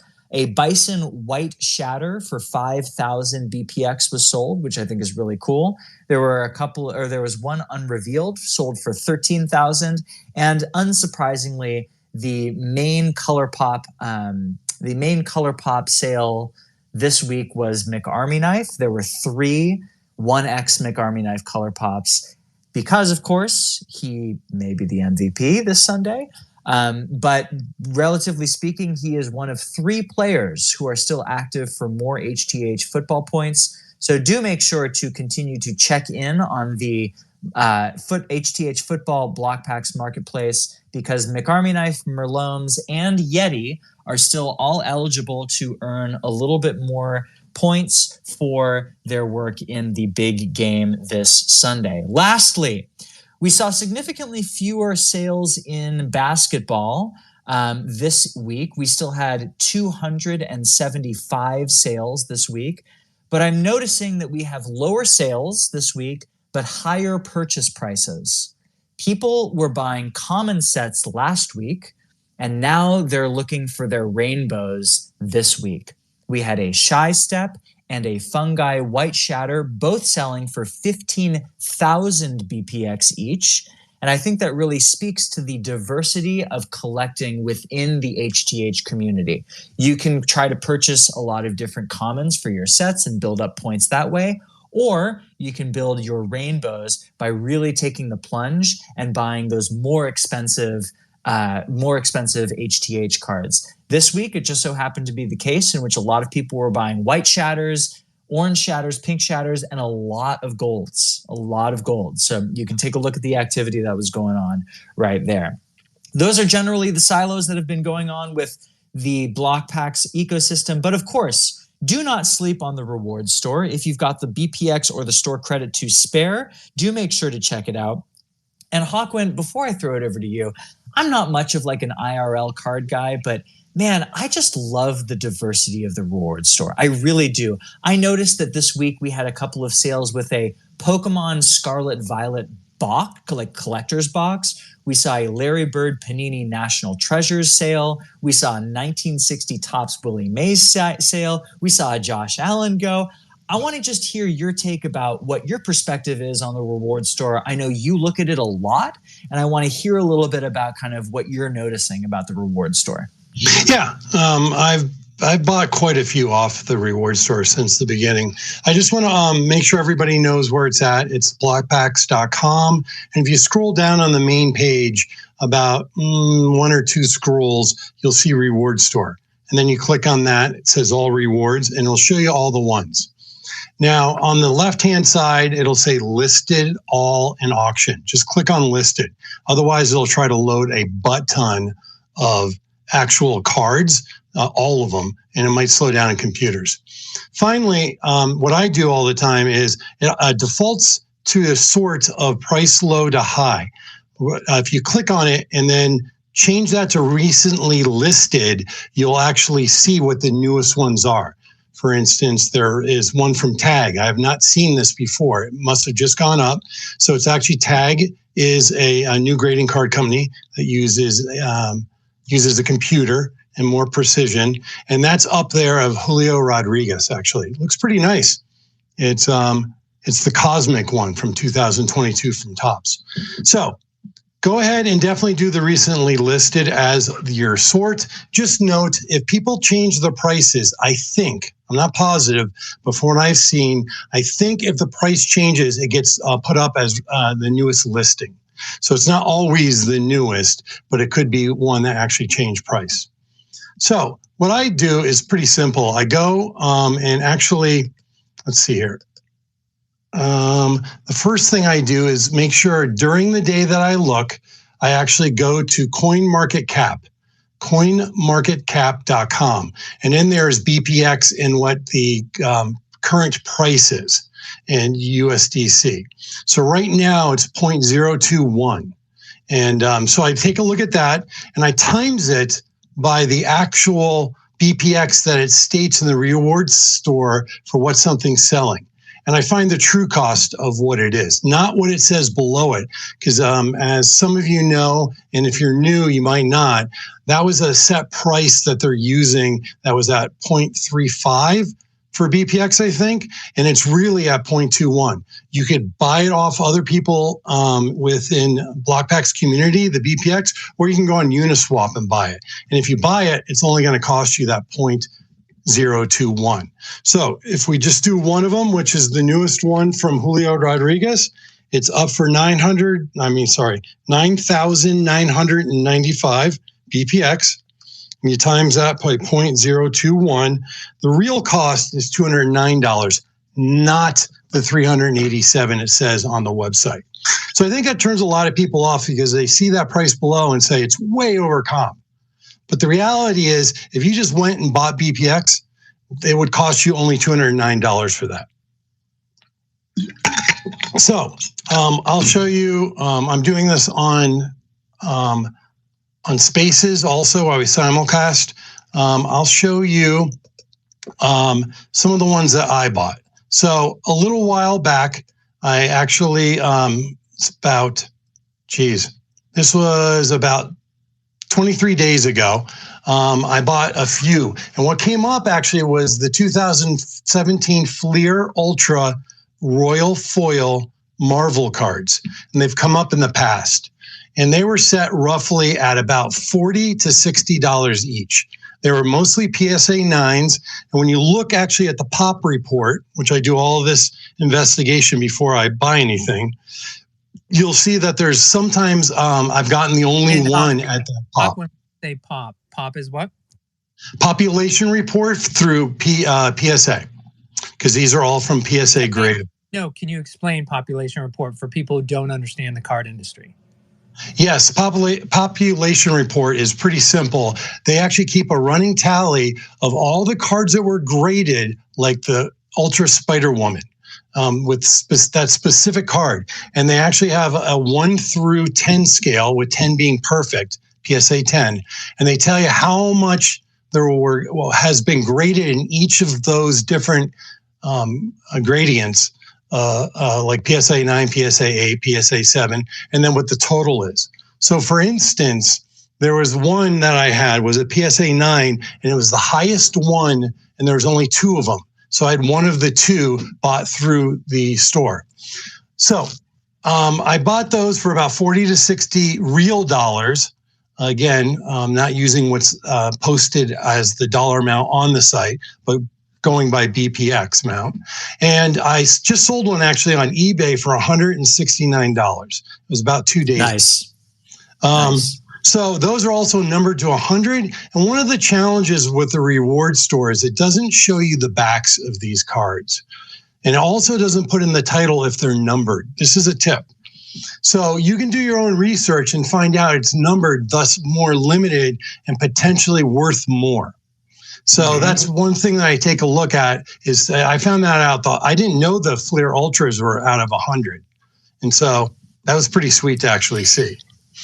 Any questions, comments so far? Yeah, this is really important to kind of know that there is and what I'm hearing you say too is that there's a lot of real value to doing a little bit of extra legwork and research in order to kind of see what might be possible in terms of the marketplace and the reward store. And there's such incredible diversity. Yeah. Hakwin, can you just point out maybe one before we end up moving on to the main event, but can you point out one that you might have your eyes on that might be really interesting to you? Yeah. So we are talking about, if you go and look, there's a Frank Robinson. He's a baseball player from the old days, 1957 Topps Frank Robinson. And if you take a look at the BPX price, again, that's what you want to do. It's 10,280. And you times that by 0.021, which is the current price of BPX, and it's only $215. Then you go to actually PSA, which I've done, and the cheapest one for a PSA 3 of this exact same card, I think was around $265. Well, there we go. So there's not a ton of meat on that bone, but there is enough. But remember, a lot of people don't buy BPX. They actually get it as a reward, or they've gotten it in the past, or they get it in a trade. So if you've gotten this as a reward, BPX, that's a great card to actually get. And then for money, I just want to point out 2 more tips. The dog's going crazy. It's not my dog. That's mine. Yeah. 2 more tips on this, and then I'll stop there and see if there's any questions. Is which ones to look for? What I've been looking for, the only thing I don't know anything about is Pokemon, so I stay away from that. And there's a lot of Pokemon, so someone else could always say how they go about it. But with all the rest, I look for a rookie card of an upcoming season. So, for instance, I was looking for baseball cards in December and beginning of January in the baseball and the reward store for rookies, because those prices usually go up if it's a player that gets a lot of hype and or does well in spring training. So I'm banking on that, even if I'm paying a little bit over on the BPX. And then another one I take a look for is Hall of Famers. Frank Robinson is a Hall of Famer. It doesn't say that. You need to look it up or know it. But Frank Robinson is a Hall of Famer, and it's a vintage card. So those 2 things, you're going to get a slower pace of actual increase in value over time, but it'll be a steady increase of value over time.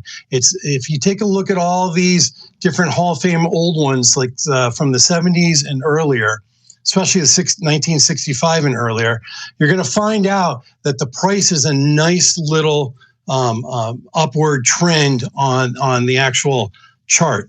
And it's really nice to know and have some of those. So if the whole industry goes down, those guys usually just stay flat. They don't go down. And then, Hawkwind, I'm grateful. I mean, thinking about the blue chippers is always really important. Thinking about a few different kind of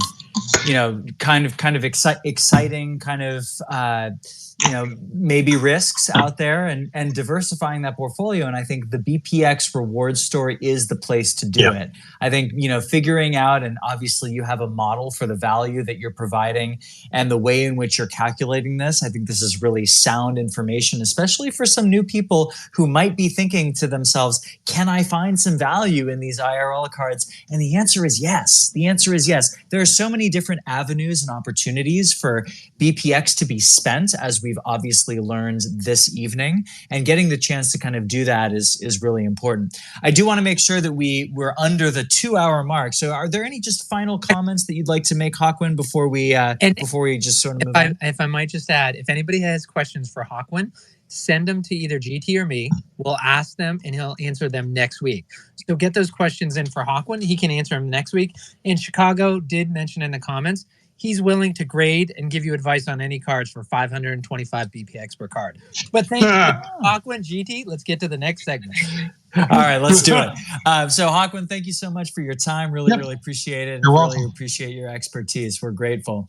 So that's it for the Blokpax Dash, where we track the silos and sales of Blokpax so you don't have to.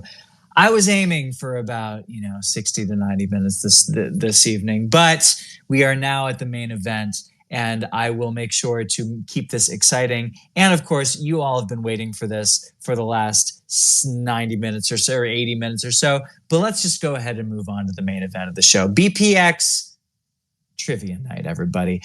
I'm your host, GT, aka Alex Trebek. Or I guess if I'm going to play with it, I was mentioning in the Discord comments that like Slappy could be the Vanna White. So I guess I'm Pat Sajak, but I like being Trebek.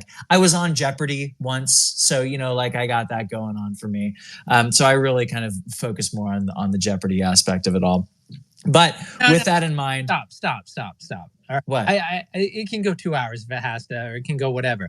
Oh, it will. You were on Jeopardy once. Explain Yeah, no, I made Jeopardy. It was a lifelong dream of mine. It was something that I always did when I was like eating spaghetti and meatballs at my Italian grandmother's house. She would always watch Jeopardy at 7 o'clock.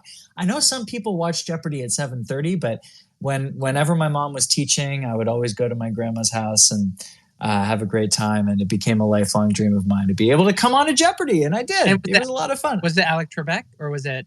It was a Trebek. Okay. Yeah, it was Trebek. And how did you, of course, we all want to know, and there's no shame, like just to get to the podium, to be one of the 3 contestants, is we all know what it takes to get there. And if you don't, it's pretty competitive. It's very competitive.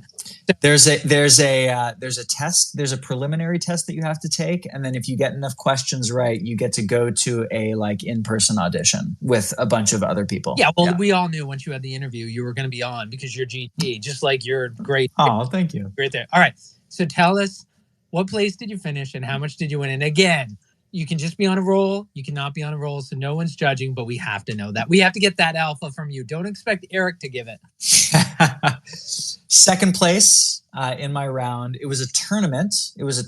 So I was still in the running to make the semifinals until the very, very last episode ran. And I was the first episode. And so I was sitting in the audience, sweating bullets. I ended up with 8,600 at the end of my round because I got sassy and I bet 0 on my final Jeopardy my final Jeopardy question, which turned out well. Did you No, I did not. So that was good that you didn't bet. It was good. Yeah. And then I was unable to move on to the semifinals, but I still won $5,000, so it was great. So I'm going to take a little bit of that energy. I'm going to channel Alex Trebek, rest in peace. And I want to move on to this week's main event, Blokpax Trivia Night. We are going to have a little fun celebrating the history, the memes, and the silos of Blokpax, where you, the listener, have a chance to win some incredible prizes gifted out of ya boy's own private reserves of assets. That's right. For the rest of the evening, we will be giving out some awesome prizes, and all you need for the chance to earn them is to participate. So, here are the rules. We will have 3 categories with a few questions in each of the categories. The categories will include Blokpax history, Blokpax memes, and Blokpax silos. I will ask a series of questions, and the first person to answer the question correctly will earn a point. Spelling doesn't matter, except for one question, and I'll let you know which question that is. You will submit your answer on the general Blokpax Discord channel. So if you are listening in and you are not on Discord, go ahead and go to the Blokpax Discord and hop into the general channel. And I the fact that Infinite's in here, like, Infinite, we're about to spam your channel. So just everybody, if you would just do what we're doing it. If everybody would follow GT's orders and spam that channel right now, we'd appreciate it. It's a Blokpax it's a BPX After Dark takeover. Let's go. Just say that you're there. Say that you're there. I'm here. I love it. I love it, Godoacy. And we want to make sure that it's the general. So any answers in geek will not count, right? That's correct. We're just going to go with Blokpax General, just in case there are some geeks who are some Blokpax geeks out there who do not have a geek. So we do want to make sure that Blokpax General, that is where we are going to be spamming a little bit for the next 25 minutes or so. I hope to see some Blokpax team members out there. Eric, I know you're on mobile. Infinite, I know you're listening to this. Frenchie, get in here, you son of a gun. Get in here. This is going to be exciting. I want to see if you know anything about the company that you've beautifully built. So I hope that you can flex on us with your knowledge. And I hope these questions are going to be very interesting for you to consider. Now, Slappy is going to be monitoring the answers to see who answered which question the quickest. You may absolutely research the answers to these questions. Some of these questions will probably require some research. At the end of the game, we will tally up the scores. The first place player will receive one HTH baseball color pop from my collection. The second place player will receive one gold HTH baseball asset from my collection. And the third place player will receive 1 red HTH baseball asset from my question. If there are any tie breaks, we will ask a tiebreaker question. Now, I bet you're sitting there thinking to yourself, ooh, I'm not very good at remembering all of the memes in the history. If you're sitting there thinking to yourself that you have no chance to place on the podium, do not fret. We will be giving away prizes all throughout the rest of this programming. And even if you don't place in the top 3, the remaining contestants will be put in a drawing for 2 BPX prizes. So I want to make sure that we've got a lot of fun ideas and spam going on here. Ooh, I'm seeing some extra spicy comments. I love it. And by the way, I know Godot IC. I know it's Ghetto IC, but I can never, ever, ever pronounce it any other way other than the initial way that I thought it was. Shout out to you, Ghetto IC. I guess I'll put it that way. Okay. So we've got a few questions. I'm going to just rattle them off. I'm going to give everybody like 15 seconds to go ahead and answer this. Remember that the first person to answer this question correctly will receive 1 point. Most points is going to be the winner. So you can go ahead and answer the question even before I have finished answering the question. Unlike Jeopardy, I got penalized a couple times for that, not going to lie. And the first category that we are going to talk about are going to be 6 questions about Blokpax memes. These are memes that have gone ahead and lived on forever inside our hearts and our minds when it comes to Blokpax in general. And we will start off with a relatively easy one. Here we go. Question number 1. What can't-miss product did Frenchie pass on when a rogue listener hopped onto a Twitter Spaces and offered to sell him something?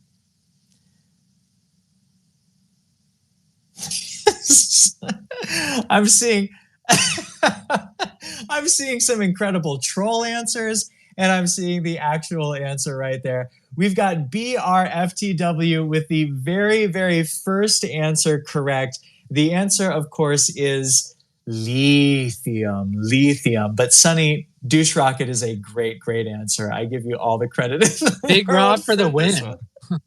Indeed. BRFTW, very, very nicely done. The answer, of course, was lithium. And if, in case you don't have any context when it comes to that one, just go ahead and search in Discord for literally the word lithium, and you'll see what was going on there. Very nicely done, BRFTW. You get yourself a point. Question number 2 in Blokpax memes. Now, of course, I might get some of these questions wrong. I did my research myself, DYOR. But I'm just going to go ahead and say I'm the quizmaster, y'all. So you're just going to have to abide by my standards. Here's the next question. Question number 2. Which bantam became the community's unofficial mascot based on his derpy-looking nature? Which bantam became the community's unofficial mascot based on his kind of derpy-looking nature? You got to give me the name of it. Oh. Nate coming in strong. D. Hoovy just came in right after. Bart is the correct answer. Bart, if you've never taken a look at this wonderful, wonderful bantam, you got to take a look at this guy. He's got just bug-eyed. One eye is looking one way, the other eye is looking another way. He is truly memeable, and especially when the bantams dropped, everybody loved Bart. Does anybody have a rainbow of Bart? Do you remember, Slappy? Does anybody have a rainbow of Bart? It would be Jamps, if anyone. And I don't think he's woken up from putting his kids down. So, yeah. Shout out to Jamps. Shout out to Jamps for collecting Bart. Maybe Nate, because Nate was the one who's saying, "Come on, get." That's true. Shout out to Jamps, and shout out to Nate for getting that correct answer on that question. Very nicely done. And yes, sir. Nate's the one who's asking us. He wants us to put the Barefoot Republic as part of the Blokpax Dash. So clearly Nate knows this silo very well. So yes, sir. Duly noted. In terms of the in terms of that, I will make sure to include the Barefoot Republic in terms of the Blokpax Dash next week. Thank you for that feedback. Question number 3 with Blokpax memes. Keep in mind, these are community-based memes that we have just latched onto for quite some time. And y'all, Blokpax team, it's still not too late. I know that you're out there somewhere. Go ahead and come participate in Finonite. Stop playing Warframe and go ahead and just join us for a second. I'm just saying. All right. Question number 3. We've got BRFTW with 1 point, Nate with 1 point. Question number 3. If you ever hear Frenchie cracking open a beverage can on X Spaces, what beverage would it most likely be? Oh man, BRFTW is quick on the draw. Are these questions too easy, Slappy? All right. Boone's Farm I would say Bart. Bart was not an easy one. That was definitely hard. But I would say lithium but we don't want to also stump everybody. Right? No, we don't. We don't. Like your final question on Jeopardy, which, by the way, Tex Hooper wants to know, what was the final question that you didn't bid anything on? Well, I'm just going to go ahead and dox myself if I end up telling you that, because you can just look it up on J Explorer. But, maybe I'll think a little bit about, providing that alpha a little bit later on. Indeed, BRFTW, Cheerwine is the correct answer, although I kind of want to give Hawkwind like a quarter point boost for Boone's Farm Strawberry. Boone's, I don't know if Frenchie might be cracking open a Boone's Farm Strawberry, but I just loved the comic answer before that. And I do appreciate a good troll answer from time to time. Very, very nicely done. BRFTW, you are 2 for 2 in terms of those answers that you've provided us first. We've got BRFTW with 2 points. We've got Nate with 1 point. Let's go ahead and go with maybe a little bit more of a trickier question to next in Blokpax memes. So these are seminal moments that have been turned into memes. Question number 4.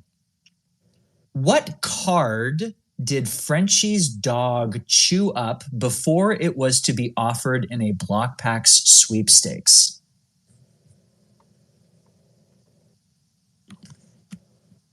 Woo. Folks aren't as quick on this one. That's going to take... What card did Frenchie's dog chew up before it was to be offered in a Blokpax sweepstakes? Oh, jeez.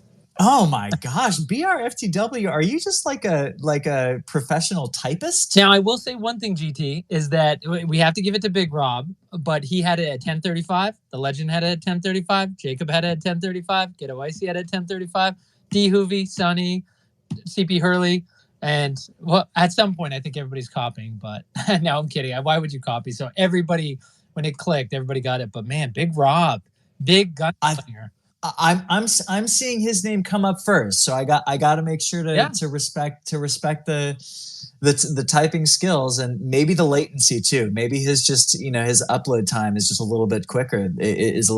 But he's got 3 points. Big Rob, well done. So yeah, he says I have fingers of fire, but Susko is saying you got to be more specific, and we're the judges. We can't, because I guess he wants to say a hollow Charizard, right?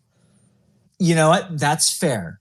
That's totally fair. It was indeed a hollow Charizard. It was not a regular Charizard. But you're Alex Trebek, and you make the decision if you want to accept it or not. And it sounds like you're accepting Charizard. It's funny, Slappy, because in my answer show notes, like in my answers, I did say hollow Charizard. I did. But I lesson learned on this one. You're right. I have to be more specific. A Charizard is different from a hollow Charizard. I will let this one slide. BRFTW, you've got the point on this one, but I do feel like I need to be a little bit more specific. So thank you very much. Was it D-Hoovy or B-Susko? B-Susko, you're right. I do need to be more specific. This is my first time as a game show host. I'm no Frenchie. I'm no Blokpax team member. I need to do better on this. But go ahead. Are we? So D-Hoovy saying no points for this one, and I assume it's tongue in cheek. We're giving Rob the point for that, right? We're giving Rob the point. Let's give Rob the point. All right. So BRFT, and I'm also nice like that. Okay. Yeah. All right. Here we go. Ooh, this might be a little bit of a tricky one. Question number 5.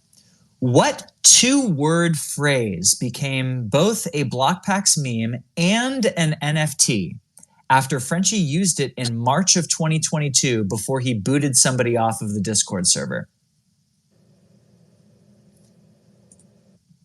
What two-word phrase became both a Blokpax meme and an NFT when Frenchie used it in March of 2022 before he booted somebody off of the Discord server?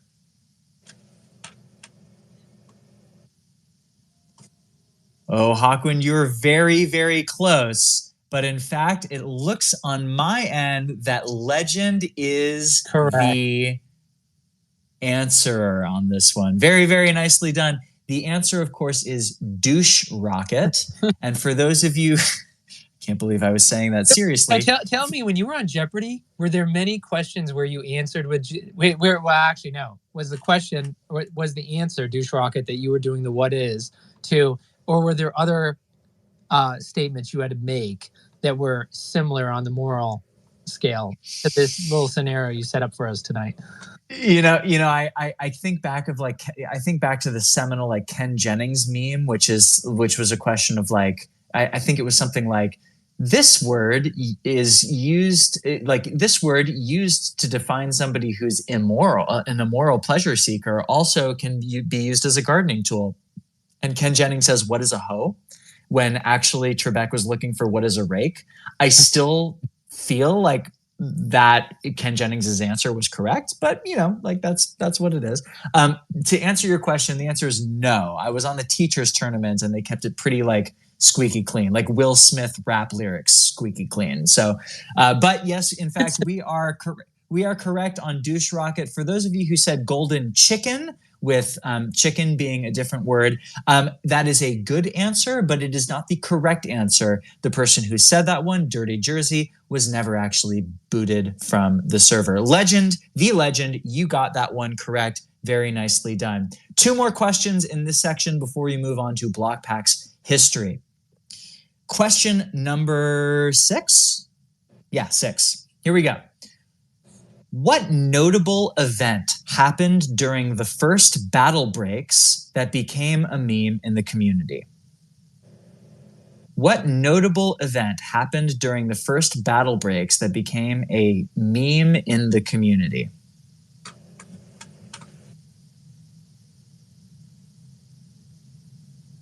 We're looking for a particularly notable community. Ooh, this is going to be a tough one. I feel like I might need to rely on you here, Slappy. So we've got broken computer, which is technically true. Laptop break, also technically true.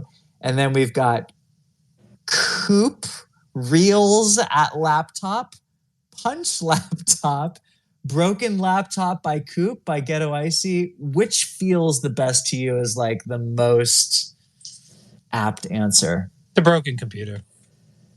I mean, broken computer by D. Hoovy. Well, I shouldn't say that.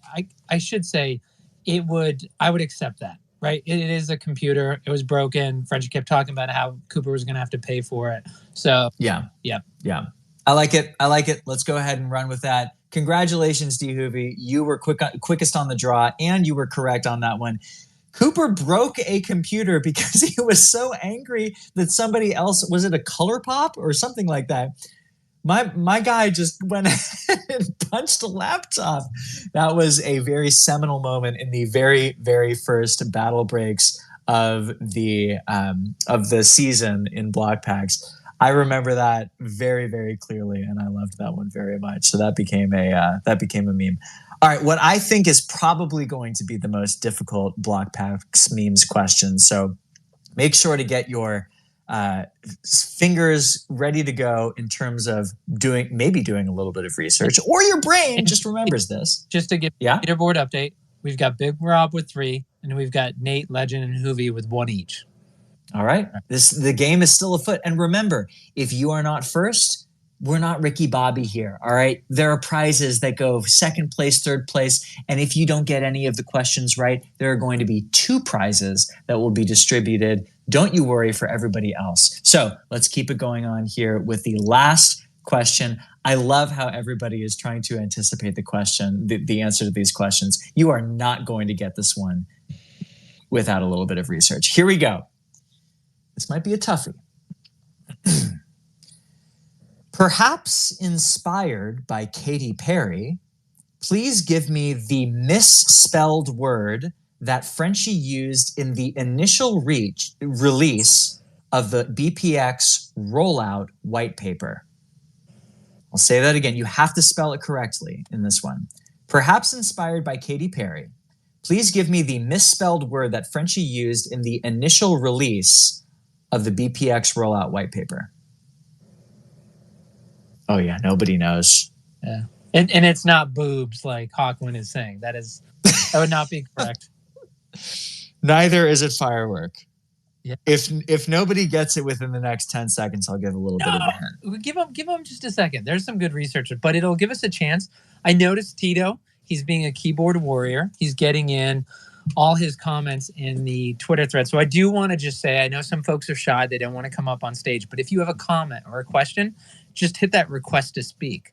Because I will say, GT, I feel like it's the Nightbot situation in YouTube when we were doing those battle breaks. That Discord is flying so fast, there's no way we can keep up with the tweet. So feel free to come on and ask your question or make your statement. We'll get you up on stage. You're welcome. It's true. It's true. And I think that, at the end of the day, this is not a perfect system by any stretch of the imagination, but we're BPX After Dark. We like to get a little bit wild. So far, there are no correct answers when it comes to this. So I will give you another hint.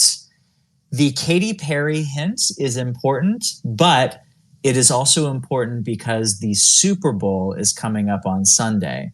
And Katy Perry and the Super Bowl is a connection that may be important to understanding this particular answer, to answering this particular question. Katy Perry and the Super Bowl. Yeah, we know what Nate has on his mind. I kissed a girl and I like it. Everybody's head is in the gutter at 10:45. You're close, CP Hurley.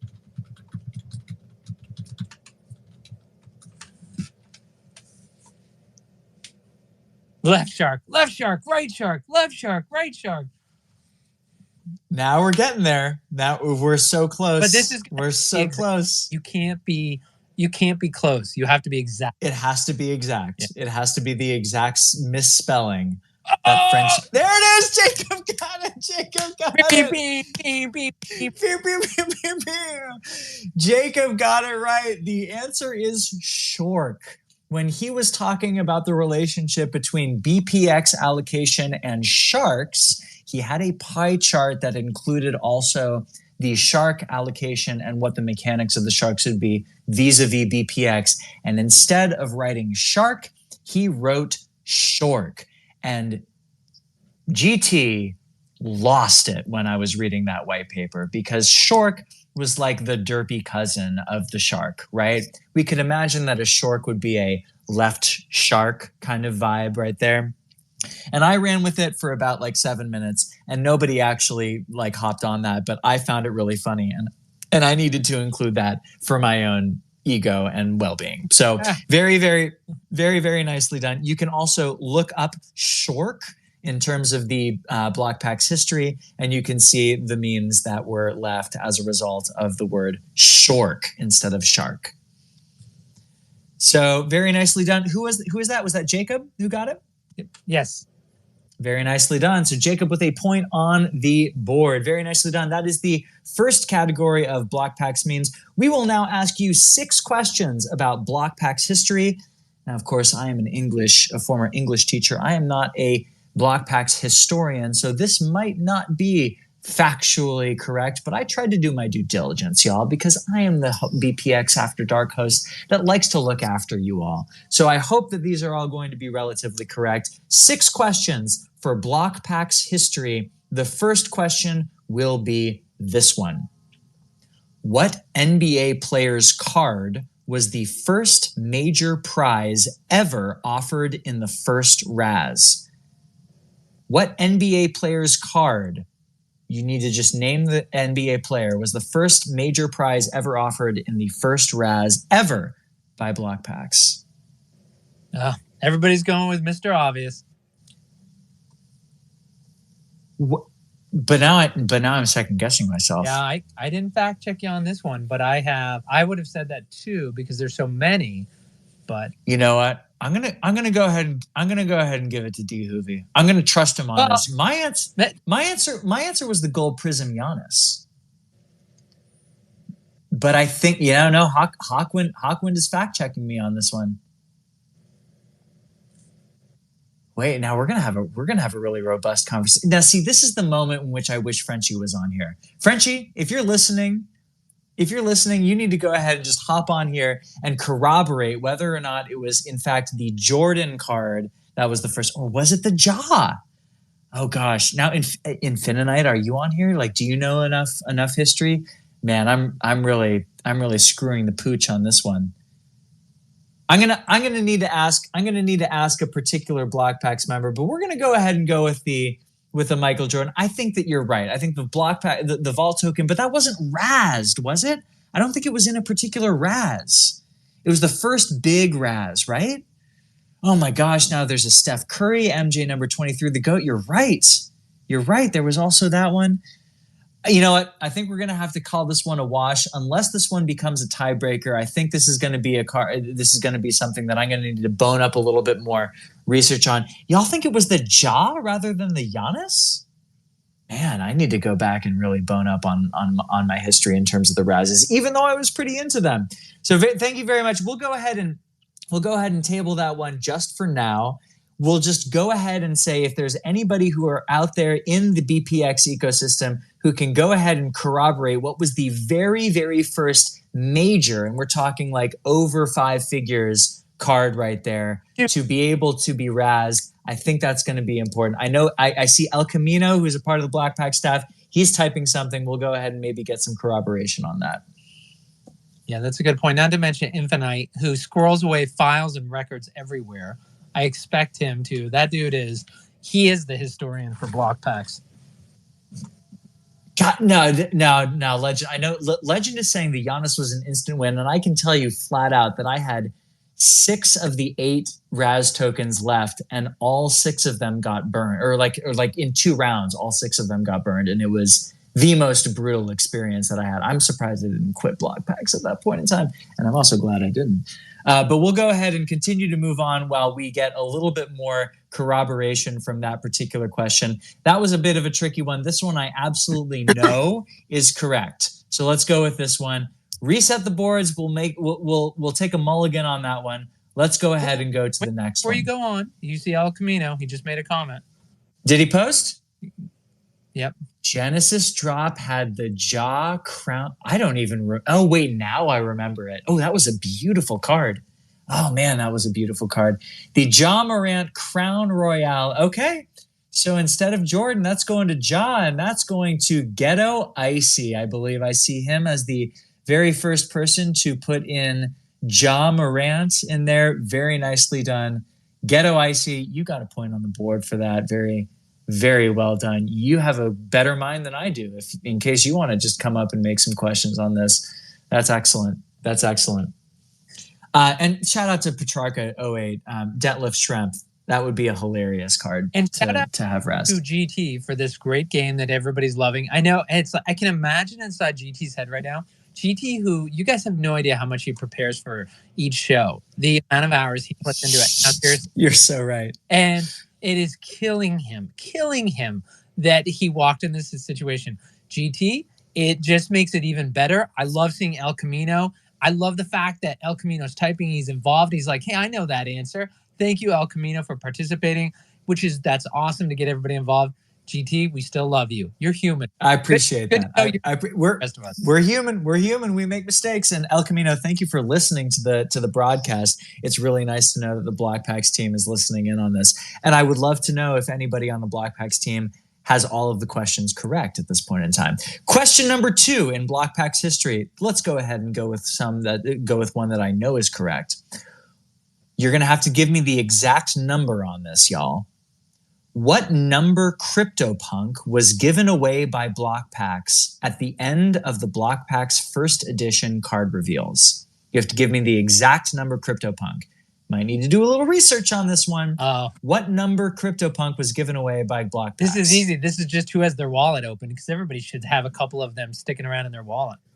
It's true. Yeah. What number CryptoPunk was given away by Blokpax at the end of the Blokpax first edition's card reveals? We're gonna need the exact number on this one. We've got some people circling the drain. There it is. Ghetto Icy coming in hot right before the legend went ahead and answered it correctly. Ghetto Icy, congratulations. 1859, not 1849. I'm sorry, the legend. 1859 is the correct answer. And boy, I remember that reveal so clearly. I had like 3 tokens left thinking to myself, I'm going to win this 6-figure NFT. But nope, that wasn't my day. It wasn't my day, but man, that was a fun one to experience. The rip, the thrill of the rip, the thrill of the chase. That was a really cool model, wasn't it, Slappy? Were you around? You were around for that one. Did you participate? Absolutely. I built up, and that was one where Schmo was, I fat fingered. I think a red or a gold or whatever is I forget even the tiers. Like I fat fingered one and it should have been 0.1. And instead I did a 0.01. Oh my God. Mo picked it up. And I remember that he said, yeah, you made a mistake. It's your fault. And whereas everybody else in the community hands things back when you fat finger it, I'll never forget. That was my first interaction with Schmo. And he told me, too bad, you made a mistake. So yeah, I remember CryptoPunks well, and I partnered with RP on that. So he was a great partner, and I was like, here, dude, I'll give you like 150 for the half I just lost us. And he goes, no, I'd rather just make fun of you for the rest of all time. So he wanted to, so he can make fun of me about it. Yeah. Oh gosh, emotional damage. Yeah. I'm so sorry to bring up that core memory of yours. In other news is that it looks like Big Rob, he was like bragging about his fingers of fire, is now in danger of being caught by Ghetto Icy, who is firmly in second place.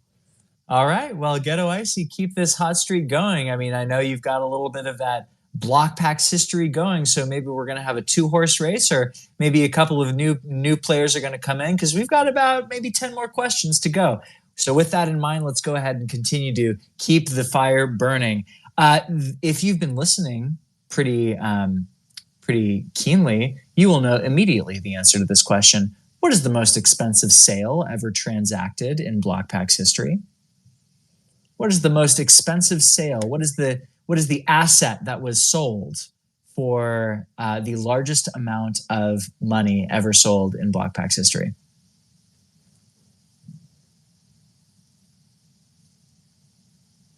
I'm gonna go at now. I know BRFTW, you were referring to it, but I'm just gonna go ahead and give it to Ghetto Icy because he listed the specific asset itself. I know I asked that on the second question, but I'm just gonna go ahead and give it Lost Miner 9999. Ghetto Icy got that right for $42,000 in its USD equivalent. Very nicely done, Ghetto Icy. And he is on the board and tied. Now, Big Rob, please don't hate me for this. Please, I see you typing. Are you going to be flaming me? He hates you. I mean, wow. It's like, if you read between the W, the O, and the W, that's a lot of hate. Just the kerning of WOW. Can I use an appeal? Oh my gosh. I didn't realize how competitive this would be, Slappy. I didn't realize what kind of snake pit I was getting myself into. But you know what? This is funny. This is fun. I need this to work on my own resiliency. This is great. What I should say is that Legends bringing up, I thought James sold the mantle for $45,000, but that's not. I wouldn't. That was one in a sweepstake. That's not a Blokpax act, right? So. Right. It's we hear what you're saying, Legend, is that you can, of course, sweepstake rules. I think all the Razz have to be below 50,000, right? That's the rule to keep it at a sweepstake. We're not including sweepstake wins that you might sell to someone else. So just, a geek, a legend, a miner, a wonder. What's the most expensive? So that's what we were talking about. And clearly, I'm also seeing some action on Discord by saying that the Giannis sold for a little bit more than that. I need to do research a little bit more. Clearly, my historian skills are not as strong as they need to be. So I apologize if there are some gaps in my knowledge. But we're going to go off the answers that I've created, even if they are a little bit off. So at the end of the day, it might not be perfectly correct, but at the end of the day, you're just going to have to deal with it because I'm your friendly BPX After Dark host. So, yeah, and I think, Hurley's bringing up a good point, the Tesla. And again, this isn't about what was won that was the greatest. Again, this is a transaction between community members, an asset that, right, you can take the mantle, you can take these cards, you can go to your local store and sell it to them. This is, of course, and I know you sell it on OpenSea to whoever you want or whatever marketplace, but that asset will forever be tied to the Lost Miner collection, right? 9999 doesn't go away. You don't sell it at your local store, and then all of a sudden it's nothing to do with us and Lost Miners. It is still part of us. It doesn't matter who in the world owns it. So there's a clear difference. And I will say, in terms of the be more specific, I do need to be more specific on these questions. But yes, I'm looking for the intrapersonal or interpersonal transaction, not one from, say, Blokpax to the users themselves. Because absolutely, you're right. The Giannis card was a little bit more expensive. The Tesla card was a little bit more expensive. A little secret for you: we will get a Tesla question. We will get a Schrodinger circuits question a little bit later. So do keep an eye out for that. But you're right. I will be a little bit more specific. How about this one? Wait, before you go on, we're rolling into yes, sir. 3, and I just have to have Tech Super. What is Hour 3? Who is it sponsored by? J.K. Perry's Restaurant and Tavern in North Syracuse, New York. All right, perfect. Thank you, Tex. Back to you, Jim. Oh, you knew it was going to happen too, didn't you? Over 2 hours. Jeez Louise. All right. We're in Hour 3 almost. We're almost at the end, I promise. Okay. Ooh, here's a fun one. As seen in this, again, this is Blokpax history. As seen in action in the first live BPX auction on April 2023, what game show, which happens to be Frenchie's favorite, did we play? As seen in action in the first live BPX auction on April 2023, what game show, which happens to be Frenchie's favorite, did we play? I love that while you were reading that question, you were trying to be as careful as possible because you're like, how can I get trapped? I know. One. I know. Oh! Is there one? Yes. Oh, no. Nope. It's close. That's right. It's close. Yes, it's close. Oh, Loco 4 got it. Let's go. Loco 4 comes in from the top rope. Let's go.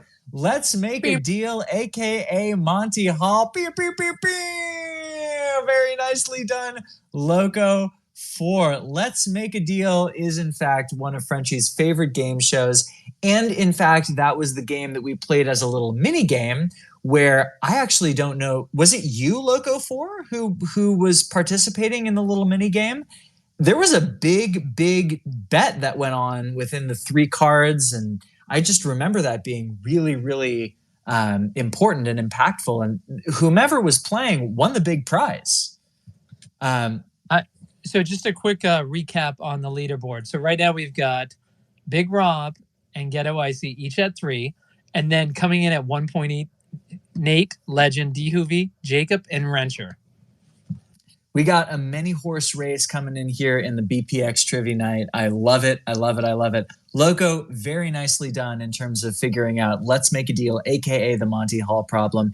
If you ever get a chance to ask Frenchie about the other Let's Make a Deal games that he's played with his team members, do ask him because one involves a real-life tarantula. I'm literally not kidding. I'm not going to go into anything else, but there was Let's Make a Deal and there was also a tarantula involved. But Loco 4, congratulations. You have unlocked the mini game that we are going to be including in our BPX After Dark game show.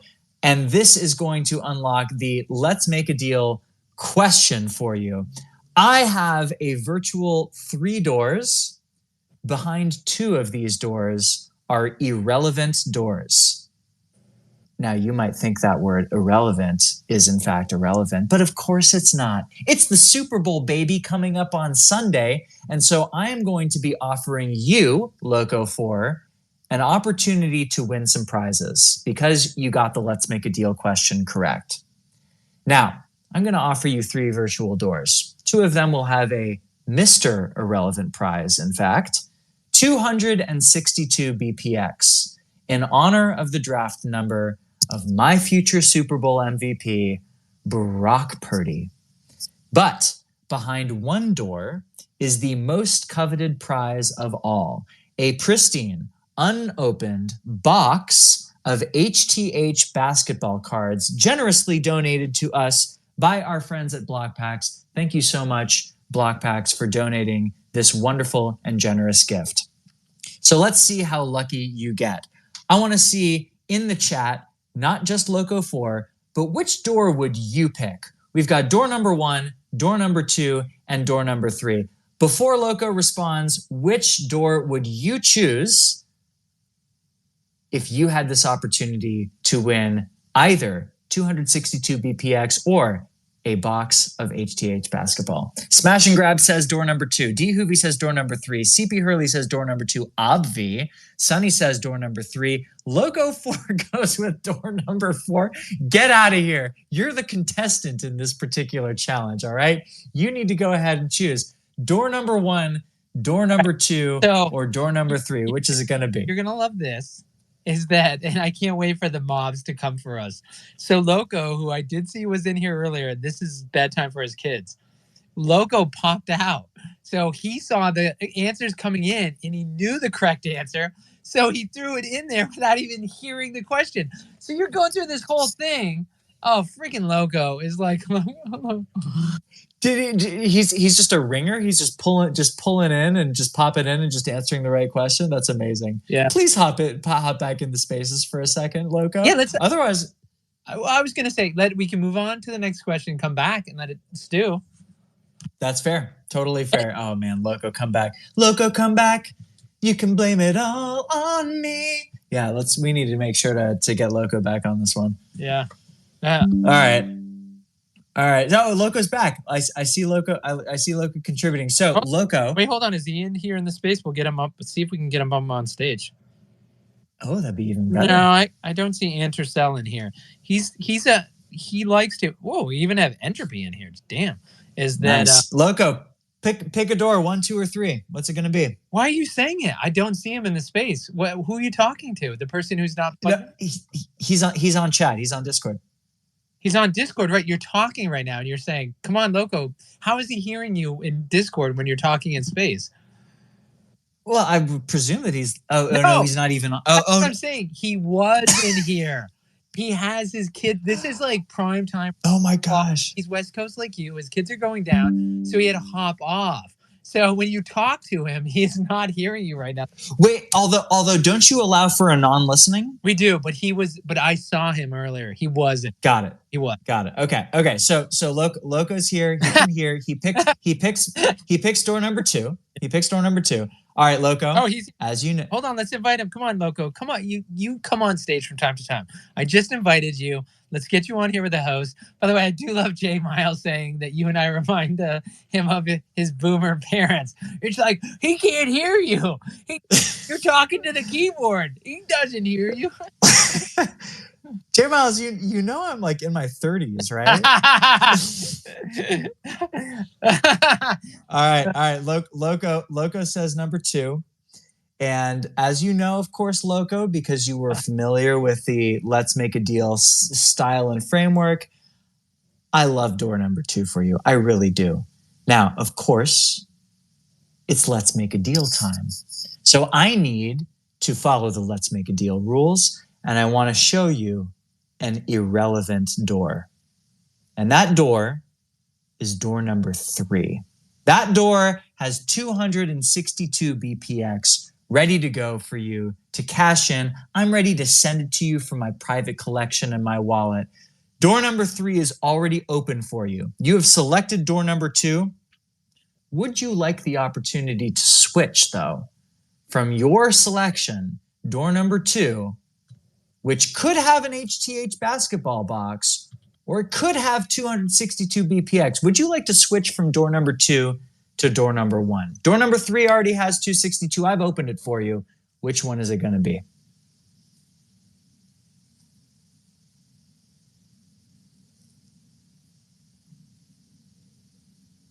Just come on. CP Hurley says switch. Yes, you would like to switch, Loco 4? Okay. Loco 4 has confirmed that he would like to open up door number 1 instead of the door that he selected, which is door number 2. Okay.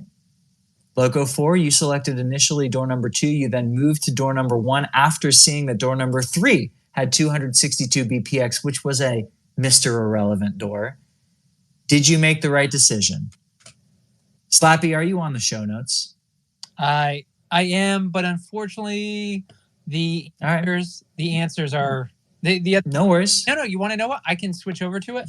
When you go and do it, it's just the closing, so I will go ahead and share that tab. No worries. Yeah, go ahead and share that tab. I have not changed it. I have not edited it. This is for real. Loco 4 chose door number 2. I revealed door number 3. He then switched to door number 1, and beep, beep, beep, beep! You got that HTH box! Let's go!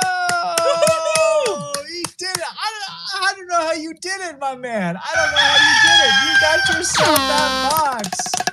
Very nicely done. Very nicely done. I don't know what kind of soundboard you were operating on that one, Slappy, but very nicely done. Logo 4, door number 1 was in fact that HTH basketball box. It is coming to you. Congratulations on the Monty Hall mini game. That was a huge, huge win. I love getting to give away prizes on BPX After Dark. Very nicely done, Loco 4. As you're putting your kids down, no less. Just hopping in and then just saying the right answer and then just getting it right and winning an equivalent of like $185. Look at that. So I have to share the irony in this, and I'm going to call it out because he loves it. It's going to be great. But the irony, after hearing Alpha talk during that transaction with Tito about 9999, is Loco said, you know what? I gave HTH a try for a year. And it's okay to talk about because Frenchie, when Blokpax started blowing up, he said, listen, folks, you got to pick a silo. It's like not everybody can be in every silo. It's okay. It's okay to say goodbye to him. If Loco had been on the fence with HTH, and then when he heard Alpha talk about wonders and minors, he's like, that put me over the edge. He's like, I know I'm at peace. That's my passion. I'm going to move over there. So 48 hours after Loco says he's staying in our ecosystem, he's just shifting over there, he wins a box of HTH, and you better believe poetic. He is absolutely going to love ripping it. So my favorite part is like literally the drug user says, I'm willing to give up the heroin. And then DT shows up and is like, hey, you sure you want to give up HTA? I got a box right over here. You go. Listen, you want to open it? The universe works in mysterious ways, Loco. Maybe this is your gateway into the 10x inspired Nicole Mustang, that's out there. Congratulations, Loco. Well done. You got a point, and you also got an HTH basketball box. We're already running up against it tonight, so I'm going to go ahead and truncate and then save a couple of questions for the next trivia night. Let's go ahead and do 3 more questions. What's our tally at right now, though, Slappy? So we have we've got Big Rob and Ghetto Icy tied at 3, and then we have Nate, Legend, Hoovy, and Wrencher tied at 1. You love to see it. Let's go ahead and go 4 more questions just so I can make things interesting. Let's go ahead and do 1 more question when it comes to Blokpax history, and then we'll do 3 questions on silos. Go ahead and riddle me this, class, or chat. Riddle me this, chat. What was the punishment doled out to Caroline during the holiday battle breaks? What was the punishment doled out to Caroline during the holiday battle breaks for finishing last?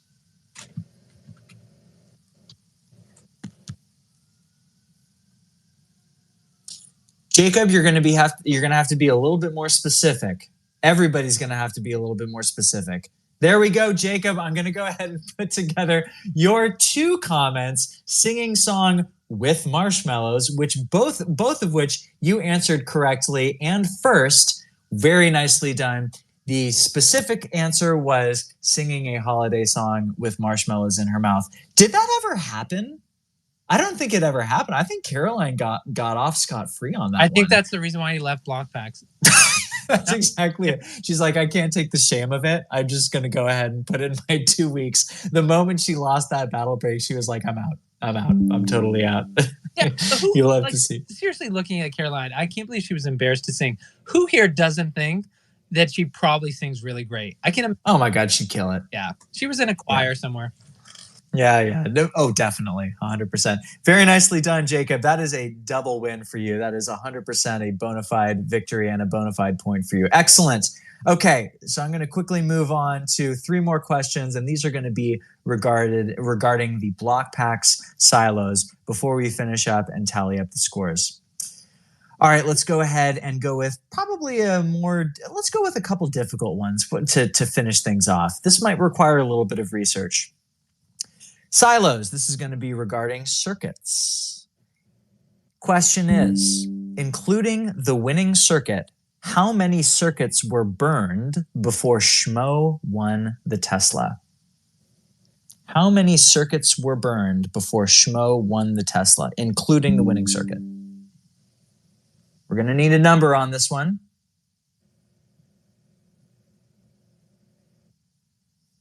CP Hurley showed the winning token number, but BRFTW comes in FTW for the win. The answer is, in fact, 678. And I don't want to talk about how many circuits I burned. I do not want to talk about that. I do not want to talk about how jealous I was of Schmo actually winning that. I'm just going to go ahead and let sleeping dogs lie. Yep. 678 was, in fact, the correct answer when it came to that. And I'm sad that I wasn't one of those. So I invited Big Rob to come up on stage. He has been on stage, so it might not be with his sleeping child or his wife. He might not be able to come. But I'm curious if Rob, the way Rob thinks, I can picture him in his home office setting up multiple screens, knowing kind of where you were going. And, maybe not having the Teslas up, but having different things up, because Rob answered that super quick. And his fingers of fire. Nobody remembers the exact number. I can't believe he knows that. So I just got to believe he was halfway to everywhere. And I will say, research is encouraged. Research was definitely encouraged. And so, Rob's on stage. So you asked. Rob, is that exactly what happened? So, you just have a bunch of different tabs open? I'm on my phone right now in my living room, but this particular one, you mentioned that there was going to be a circuit question coming up. So I opened up the circuit website thinking that it was going to be the winning token number. So I just tabbed back to it, and it says I'm an easy read how many tokens have been burned. I'm an easy read. I clearly, you socially engineered me in a way that absolutely worked out for you. The first few questions that I answered right, I was guessing which questions you were going to ask and answering those as soon as I heard you start to say the question. So I didn't even know what you were saying yet, and I just happened to guess it right. I love it.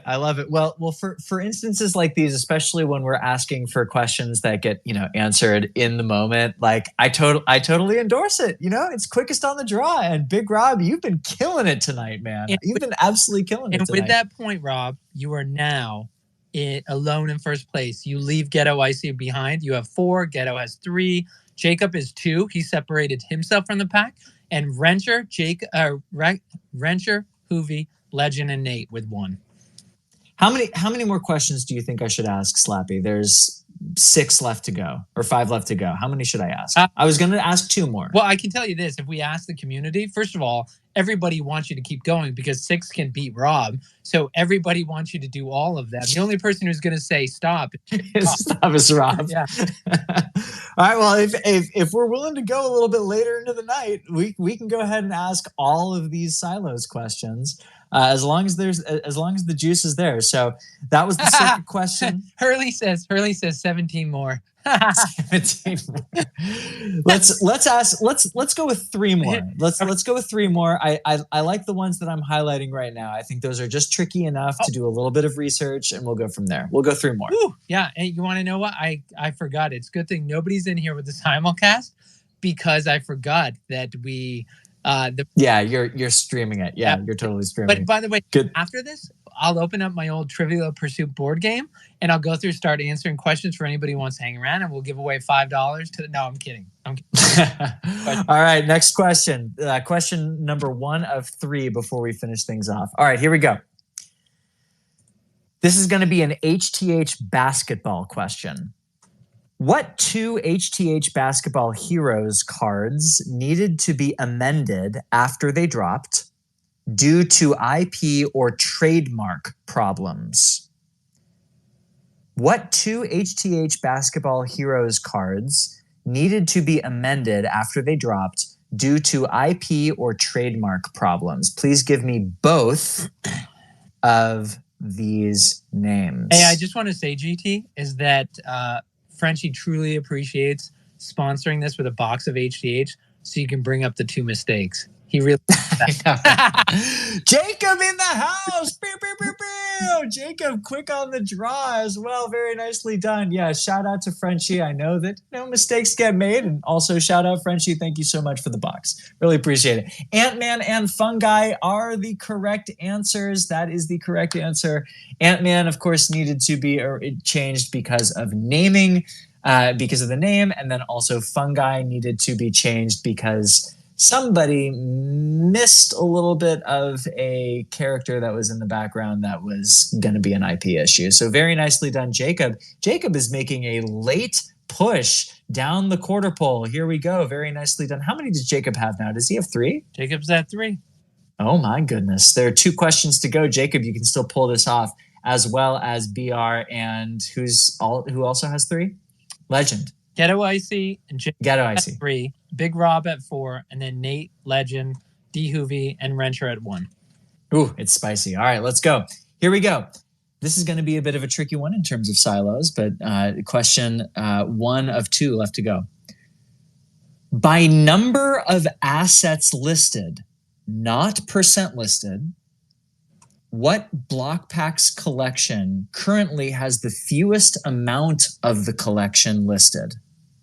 So by number of assets, not percent, what Blokpax collection has the fewest amount of the collection listed? By items, not percent.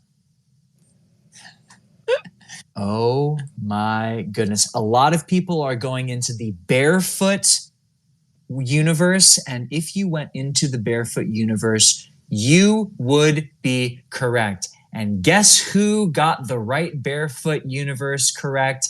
It is BRFTW, Big Rob, indeed. There are only 17 parrots listed. Only 17 parrots are listed. So now, hold on, GT, because I know they're never listed, but the Pandemonium passes. Are you sure? Yeah. All right. No. Yeah. I mean, like, are the Pandemonium passes still like valid? There's a bunch of I had Tech Super pick one up because it's for some of us who are doing it. So I would say it's kind of hard. I know the Parrots and Pirates are kind of major assets in Barefoot Republic, and most people are sleeping on it, but they're kind of like Shorks, is that people can do that. I'm going to put in that 2 cents because I know I look to pick up Pandemonium passes whenever they're out there. Yeah, and Jake. Wait, are there only 5 pirates that are listed? No, that's about right. Oh no, I check all the time. I wouldn't be surprised if it's only 5. Barefoot. Let me look. Did I miss on Barefoot Pirates? It very well could be 5. Yeah, it is. It's 6. No, it is Pirates. Indeed, I absolutely got fact checked in here. So in fact, it's Sunny who gets it. Well, hold on. It's Sunny who gets it. So you're not gonna. So first of all, looking at Barefoot Pandemonium is look at the listed is 1 listed. There's 1 Pandemonium that's listed. God, I feel like Pandemonium has just been like it's been sort of lost a little bit. But I guess the utility is just not as strong, I suppose, as like something like a pirate. Know something? This is exactly because I had Tech Super buy it. I just went into passes. 0% listed. Okay. All right. Do we need to take it to a poll? Maybe we throw this question out. You're right. I clearly I did not do as much research as I need to. Did anyone say until just now when I brought it up? Did anyone bring up passes? The claim, like the lost minor claim passes, or the barefoot passes. Yeah, that's again, they're 0. I mean, I feel like I want to come up with something that's a little bit more active, right? Than like the passes. So the way the question should have been right is something that's had 10 sales in the last 6 months, maybe. But yeah. Shout out to people who are challenging me to be a little bit more specific. Round 2, version 2 is going to be a lot better and a lot more specific for your detail-oriented butts out there. I'm gonna get. Who should we give it to? I kind of want to give it to Pirates. I want to give it to the Pirates answer because there's only 7 that's around. I'm the quiz master. Y'all got to listen to me. I'm gonna give it to Pirates, and that goes to Sunny. Very nicely done, Sunny. Excellent. You can come at me in the DMs. You can come at me with the DMs, but I'm going to give this one to Sunny. Very nicely done. 6, in fact, are listed in terms of the Pirates. Very, very nicely done on that. I appreciate also the fact checking. With 1 question left, I'm pretty confident that this is correct. I looked it up and everything. So we'll go with 1 more question. What else do you got for me, Slappy? What kind of flame wars are we seeing in the general right now? They might have pitchforks, and I think most of the people listening are actually on the West Coast now, since we're in hour 3, sponsored by Hafner's Restaurant and Tavern. And fair. I think that they're going to be coming for you in the Bay Area more than me in the Charlottesville area. So, all right, come at me in the Bay Area. Last question before we distribute the prizes and run a bit of a random. So anybody who has been active in the Discord answering any questions will be in a running for 1,000 BPX and another prize as well if you did not get these questions correct or if you didn't top the leaderboard. So do not worry, there will be bonuses coming for you as well. The final question in BPX After Dark Trivia Night is this, and this pertains to the minors.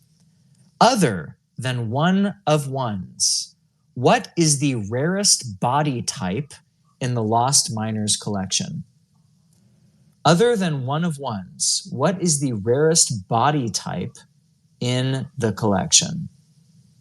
Big Rob is saying Thanos. Big Ghetto Icy is saying Thanos, but Big Rob is the one who is in fact correct. Yeti is the answer. Very nicely done, Big Rob, and I believe that qualifies you for the very first place Color Pop, which I am going to be giving you a Botto Color Pop from baseball, because of course we are going to be distributing Color Pop points as Eric so wonderfully anticipated and let us know about. That's about 404,000 BPX points coming your way. Very nicely done on that. Who plays second in this round today, Slappy? Well, first of all, we have some departing gifts for our guest today. No, it's right. We had Big Rob at 5, and then we had Jacob, who made a great late surge to 3, along with Ghetto Icy. And then coming in at 1 was Nate, Legend, Hoovy, and Renter, and Sunny. I love it. So we've got second place. That you will be earning a gold Cowboy Magma from my personal collection. And we had a big tie for third place, you said? Let's see. We had, well, technically you had 2 people who tied for second. So technically there'd be a tie for fourth place if you go by. Excellent.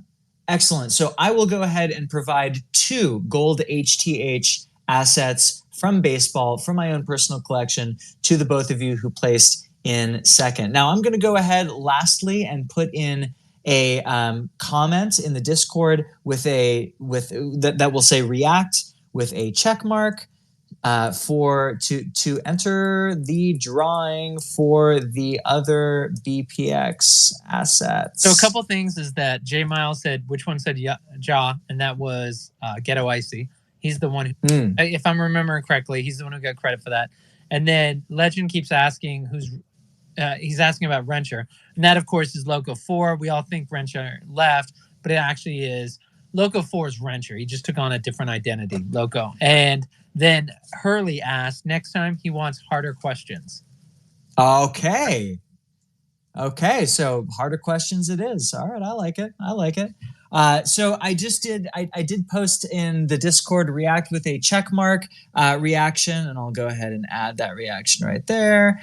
If you did not place top 1 through 3, go ahead and take a look at my name, GT. If you did not place top 1 through 3, we are going to put your name in a drawing, and there will be 2 winners. Now, I know that I mentioned that one of these winners, who will be the first person who is going to be randomized in here, will earn 1,000 BPX. But of course, in the honor of the Super Bowl, I am going to offer 262 BPX to the last place person who ends up on this particular list. So I'm giving about 35 to 45 more seconds of time for people to react. I see Odin and B Cisco and Smash and Grab and Sunny. Big Rob put a don't enter since he's not allowed to enter. I love that. I love that. I love that. Thank you for abiding by these rules, and thank you everybody for participating in what was a wacky and wild BPX After Dark trivia night. There will be more of them. There will be more prizes to be given out, but I appreciate that you all took a maiden voyage with me and fact-checked me as we were going through this. Hey, how about we do this? Next time we do it, let's select an odd number, so either 1 or 3, but preferably 3, and they can play, so they're not prevented from playing. Select 3 people who are involved, who are the judges, as long as they're not part of the controversy. I love it. And then we let them make the decision, so... I love it. I love it. We can have an independence panel. Yeah, I like that. Petrarca. I'm just writing down y'all's names. Tito and Tex. I'm seeing a lot of different kinds of people show up. We've got about 15 more seconds before we go ahead and randomize you all in my lovely list randomizer, and we are going to choose the first place person in this list and the last place person in this list to earn some BPX. Slappy, what's your favorite number underneath the number of 10? 4. Like 1 through 10. 4. Mine too. Oh my gosh, we were just meant to be co-hosts. Hey, 2, 3, and 4. I will share my screen. Right. We are sharing my screen. Wait, how do I share my screen on? It's next to the smiley face. Yep, the upper. Yep. Sharing my screen, I have randomized it 4 times, as you can see, and the first place player who is going to be earning 1,000 BPX tonight is B Cisco. Congratulations. Wait, do you have 12 in there? I have 12. 1, 2, 3, 4, 5, 6, 7, 8, 9, 10, 11, 12. I have 13. Who's the 13th? Well, I have Odin, Susco, Smash, Sunny. Oh, D Hoovie's in there, and D Hoovie. Oh, right, he didn't finish in the top 3. D Hoovie's there. J Miles, Chicago, Legend. I missed J. Wait, no, J Miles. I guess autocorrected us. Miles. Okay. Chicago. Chicago's there. Nate. Petrarca. Yep. And Hurley. It was CP Hurley. Oh man. Oh, we've got another random problem. All right, that's fine. Wait, hold on. Who is this? Who came in first? I can't see your screen well enough. Who is it? B Cisco came in first. Wait, hold on. So what I'm going to do with Susco is I'm going to send him 1,000 BPX from Radish, and then you go ahead and re-roll. So Susco's getting 1,000. We'll send. And I'm going to also say, because D Hoovie was the last pick in this particular list, I'm going to send him 262 BPX. But I will go ahead and add, who was it? CP Hurley.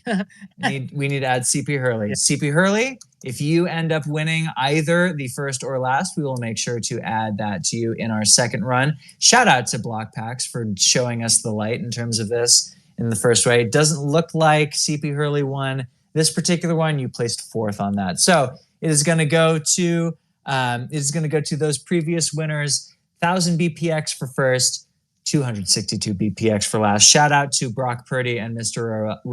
Irrelevant.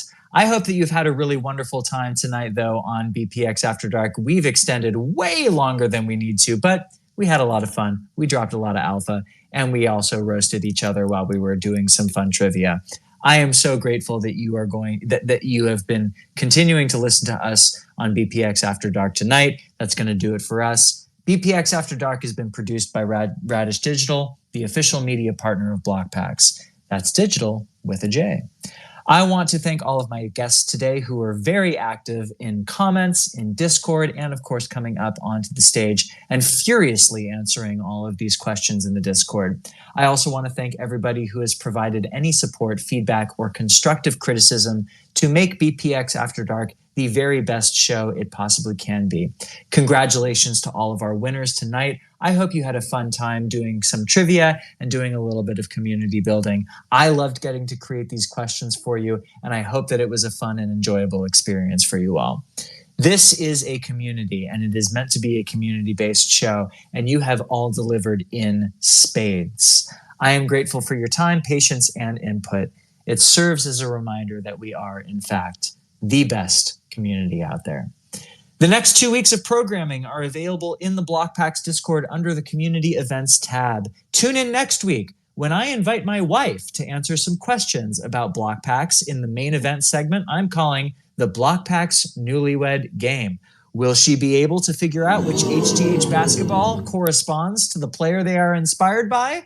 Will she be able to describe what Blokpax is at all? Tune in next week to see. And of course, we have heard your thoughts about more conversations with Blokpax members, alpha, and good conversation, and we'll make sure to continue to incorporate that in our programming looking forward. Thank you so much for staying on way after dark. And for those of you who are listening on the podcast and in the re-records, I hope that you enjoyed the trivia questions and our friendly banter as we've gone about all of this. I'm your host, GT. This has been BPX After Dark. Take care, everyone, and have a great night. I will see you all next week. You've been listening to BPX After Dark, broadcast live each Thursday night at 6 p.m. Pacific in X Spaces over at Radish Digital. That's digital with a J. If you've made it this far, please take a second and hit that subscribe button to the BPX After Dark podcast. Why miss content like this when you can get notified every time there's a new show? We want to thank you, the listener. We could not do this without you. And a special thanks to those in the audience who raised their hand, came on stage, and also, of course, helped make Blokpax the best community out there. Blokpax is a community built by collectors for collectors. I've been your host, GT, and that's going to be it for this show. Thanks for tuning in, and we'll see you next week.